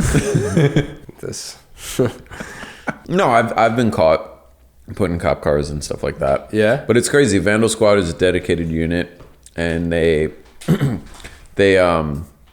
catalog every piece of street art and graffiti in the city, and basically, if they ever catch you, they've already got like a full documentation of all the property that you've vandalized. I've had some friends that got fucked up pretty bad by Vandal Squad. That it's like a dedicated unit to go out. It's like fucking ICE and immigrants. No, like, but they beat you down though. Like so when we were. Well, like, yeah. Well, in high usually school, when these you're kids got beat up. vandalizing property, you're doing something destructive. So you've crossed the threshold that allows them to. And bro, if you're in forget Vandal Squad, bro. Watch out for Hasidic neighborhoods. Yeah, they don't fuck with that. They don't fuck around either. They got their own squads. They will beat the. They'll beat. The piss Yeah, out you of fuck with a Jew's property. Yeah, we were in like 8th You grade. see what we're doing over there, Yeah, my dad was Jewish. Like, right? 8th grade, these kids got smoked. Yeah, Talking bro. about they were like tagging up like a schoolyard, and they blocked in, and it was like raining, and they blocked in the yard with like 4 cars on both sides, and they beat these fucking kids up in 8th grade, smoked them, God Well, that bless was them. back in the day before bleeding body out their cams you face could and beat shit. It people was up. crazy. It was God awesome. bless them. Look, it's a good thing, but at the same time, bro, you own a building and you fucking come outside and someone tagged it, you'd Yeah. be fucking livid. Yeah, my building just got Right, tagged. your Not house, unless you come- Banksy and I'm tag your pissed. building. Right, Banksy tags my building. I'm fucking rich. You're blowing them. Yeah. But you Banksy can't says even- no to certain pieces. If people take pieces of the building on, they're like, "Yo, can you validate this?" Like, that was No, okay. yeah, they just don't certify them. So I'm good. That's So not me. one of the galleries that gave me my first, there were 2 galleries that gave me kind of like my first breaks in the fine art world, and one of them was this Kessler Gallery, and Kessler Gallery was this guy from Germany. He was this like 6'5", like brute looking guy. He was like Banksy's biggest secondary market dealer, but also Banksy's like most hated individual. And so when Banksy did New York and did 30 pieces in 30 days, it was Art Southampton was right after that, and he had one of the pieces from Banksy's installation in the fair, and my artwork was being shown for the first time in an art fair in the gallery booth, and HBO did a documentary on the 30 pieces in 30 days, and because my work was in the background, that was one of my first big breaks. That's like the shit. Vice thing, right? Is it HBO and Vice, I think. Yeah, they did that, and it was called Banksy Does New York. But because they did like a 10-minute interview with my artwork in the background of the Banksy piece, everyone was watching to follow Banksy, and then they saw my work and became familiarized with it. So Oh shit, it's crazy. little things that happen along the way. Dude, little breaks. That's all it takes. Little steps. You can't ever give up. You get enough little wins, and And then you have a 5-room house that you don't want anymore. He's giving up his worldly possessions. He told me he's giving me his watch after the show. yeah, I'm gonna give you my. He's You of should the call earth this. now. You should call this watch the half marathon if he gives it to you. Oh, that's fine. I got this because I won a half marathon. Exactly. Did you leave a little bear at the top of Mount Kilimanjaro? Actually, I did. That's so cool, man. Do you leave like, you know what I like? Do you do like what? I No, that's like that's like your little Why'd flag. you guys laugh at that? I don't know. I know it's so funny. Do you know what I like? No, because it's cool when artists give back in their own little ways. Like I think Daniel Arsham for a while would draw on the back of hotel paintings. Like he'd check into a hotel, turn the painting around, doodle something, and put it back. And you're like, oh, maybe like there's some art here that might That's be cool. found, right? So the fact that you like left it at the top is like your little flag, man. but it made me want to climb all the 7 summits and leave a sculpture at the top of each one, and then have like the most elevated sculpture installation in the world. Wow. Don't forget the 8th summit, Joshua Tree. That's the It was tough. It was tough breathing up there. Like, what did you guys? How many people made it with you at the end? Our group was there were 40 people in our group, and maybe a third of them. Oh shit. Yeah. Small amount. I had altitude sickness, A lot of people do. like, At that and altitude. somebody the year before it died. I like when you're doing something and like someone's died doing it and you beat it and you're like pussy. It's crazy because you go from like a full jungle climate to like it gets more and more sparse between the environments, and you go from a full jungle to like a regular forest to like a more deserted, and then eventually you end up and it's like Snow. just rocks and it looks like fucking Mars, and then you end up with snow. Sick. All in 4 days. Damn, how do you pack for that shit? It's do you not have much. do you have like a Sherpa? Who's carrying your shit? You do have a Sherpa. You carry a pack and they carry a pack. You carry your stuff and they carry like the camping stuff. So Super dope. It's extreme, but it's not as crazy. I mean, if Rick Ross could do it, right? Did Rick Ross do Rick it? Ross? He did it? Rick Ross did. He got helicoptered in probably. I don't know. He probably got fucking. I don't know what happened. But I ran 14 miles and we did 3,000 feet in elevation on a mountain. Okay. And probably does just 3,000 feet. You already start feeling like the air's closing in. It starts getting chillier. I don't have a picture of it at the top, but this was a picture 20,000 feet of elevation is ridiculous. along the way.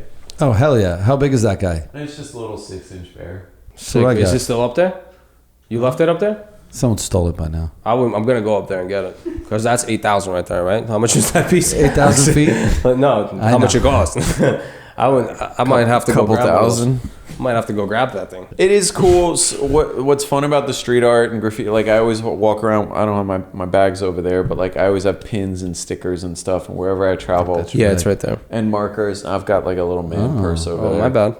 And I'll tag or put up stickers and stuff. And it's cool. It's like my trail of breadcrumbs whenever I travel, and constantly, at least like I saw your sticker in Paris. periodically, people will send me a tag. They'll be like, "Oh, I'm in Venice. How long has this been here? Oh, I did that 2 summers ago. Oh, actually, a friend of mine climbed Kilimanjaro the year after I did, and they found one of my stickers at the base lodge."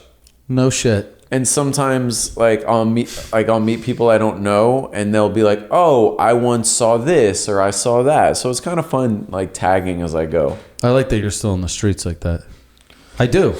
I genuinely do. I used to do photography for Hennessy, and Hennessy was doing the artist series at the time. I don't know if they still fucking do it, but I had to run around with Henny as they like did these deals, and one of them was with Shepard Fairey. He designed a bottle one year, and so I had to kind of roll around with Shepard for a whole year, maybe like 20 times. But everywhere we went in the streets, he'd take it out of his back pocket and sticker a stop sign in New York. I think he's still like, I'm like, bro, you're Shepard fucking Fairey, and he's still just like putting stickers all over the city with us. And I was like, damn, like I love that. And that's when I started fucking around with like, oh shit, I need to be out there in the streets doing like a lot more. Krill was here, everywhere. I still have a bunch of your It's stickers. just confirmation bias, right? You want, once people see it once, then they'll be like, I see it everywhere. I walk around, Girl was here so cool. and I Here. always got my stickers. Hell yeah, can I see one of those? Okay, I'll take them all. I got my crinks, got my K60, got my other markers, got my oil stick, and I mean, you can't really put pins up, but to give to people. So I always walk around with this stuff. Tagging bathrooms, because the worst is when I'm in a bathroom that's already tagged and I don't have a marker. I'm like, missed easy opportunity. You just gotta use feces at that point. Don't give away I have all my one of those. tricks. Do you mind if I steal a sticker? It's not stealing, but you can have some. Okay, thank you. I like these. You all right back there? You want some too? Did you just come in your pants? Aaron's like, we got free stickers on this kid? We pay him in glitter. Aaron was like, oh. Dude, we should just make our clapboard like a bunch of like random shit. We should just put his sticker on it and just start adding people's like stuff to it, and that'll be our little clapper. Yeah, I've got a smaller sticker if you want for the clapboard. Do you have anything you'd like to plug? I know. Said the guy in Monaco. Like, what are your socials? Obviously, we have them here. Yeah, that's dope. Where can we find you? What's your next thing? Where can we? Is there anywhere right now we can go experience some of your art? Yeah, so Sit on it. If you want to experience yo. some of my art, Rodeo Drive, I do have an installation there right now. It's at the Rodeo Collection. There's a couple 7-foot sculptures, a couple neon pieces. Sorry about My that. man's bro. trying to like plug the important part of his career, and I was over here like, Static. Listen, it's still promotion. Yeah, You're a Gummy Bear. Yeah, of course. So you could see that. I mean, like Mocha Museum in Amsterdam's got a sculpture. Toca Madera restaurants, like they've got some pieces. Toca Madera here. Scottsdale. Oh, sick. Yeah, they've got some pieces. We're working on some projects. I've got one at Bagatelle down in Miami. I'm just thinking of the public ones. And then the biggest project I'm working right now is the candy. So hopefully that gets, I'm talking to one of the biggest candy distributors in the country right now after the expo. So fingers crossed in the next week or two. we'll have some news that I signed with them and go into distribution. But right now it's just on my website. If you do, just shoot us a little couple. You know what I mean? Yeah, we definitely helped you on that journey. 15 years ago, I inspired a young lad. Listen, a couple thousand or just a couple bags of gummies, please. Her name was Paula. She was Brazilian. Oh, damn it does, man. Dude, that's awesome. It's really cool to see someone successful at their art. And thank you for pulling up over here and talking to us. Yeah, I know you're elusive. We're going to, what? Are we blurring his face the whole time? We can keep you... Just put like a bear here. That's it. Is this your first podcast? I think so. Wow. Ooh. That's dope. I feel very honored. Yeah. You know? Thank you It's so an much. honor to be here amongst Fellow climbers. I don't know what we're climbing. We could all agree no purpose is a good We're thing. climbing into each other's fucking emotions. Do you want to clap us out on the new Whisbe cosign? He still wanted to stick out with the purpose thing. Did you hear what he just said or no? Yeah, no what did you purpose. say about We the purpose? agreed. We agreed. on, Him and I agreed. on no purpose? Yeah. What? Yeah. Having no purpose is a great purpose because you could be truly not controlled by anyone. Until next time, folks. Ron Burgundy. Boom. Thank you guys. That was great. Dude, that was silly.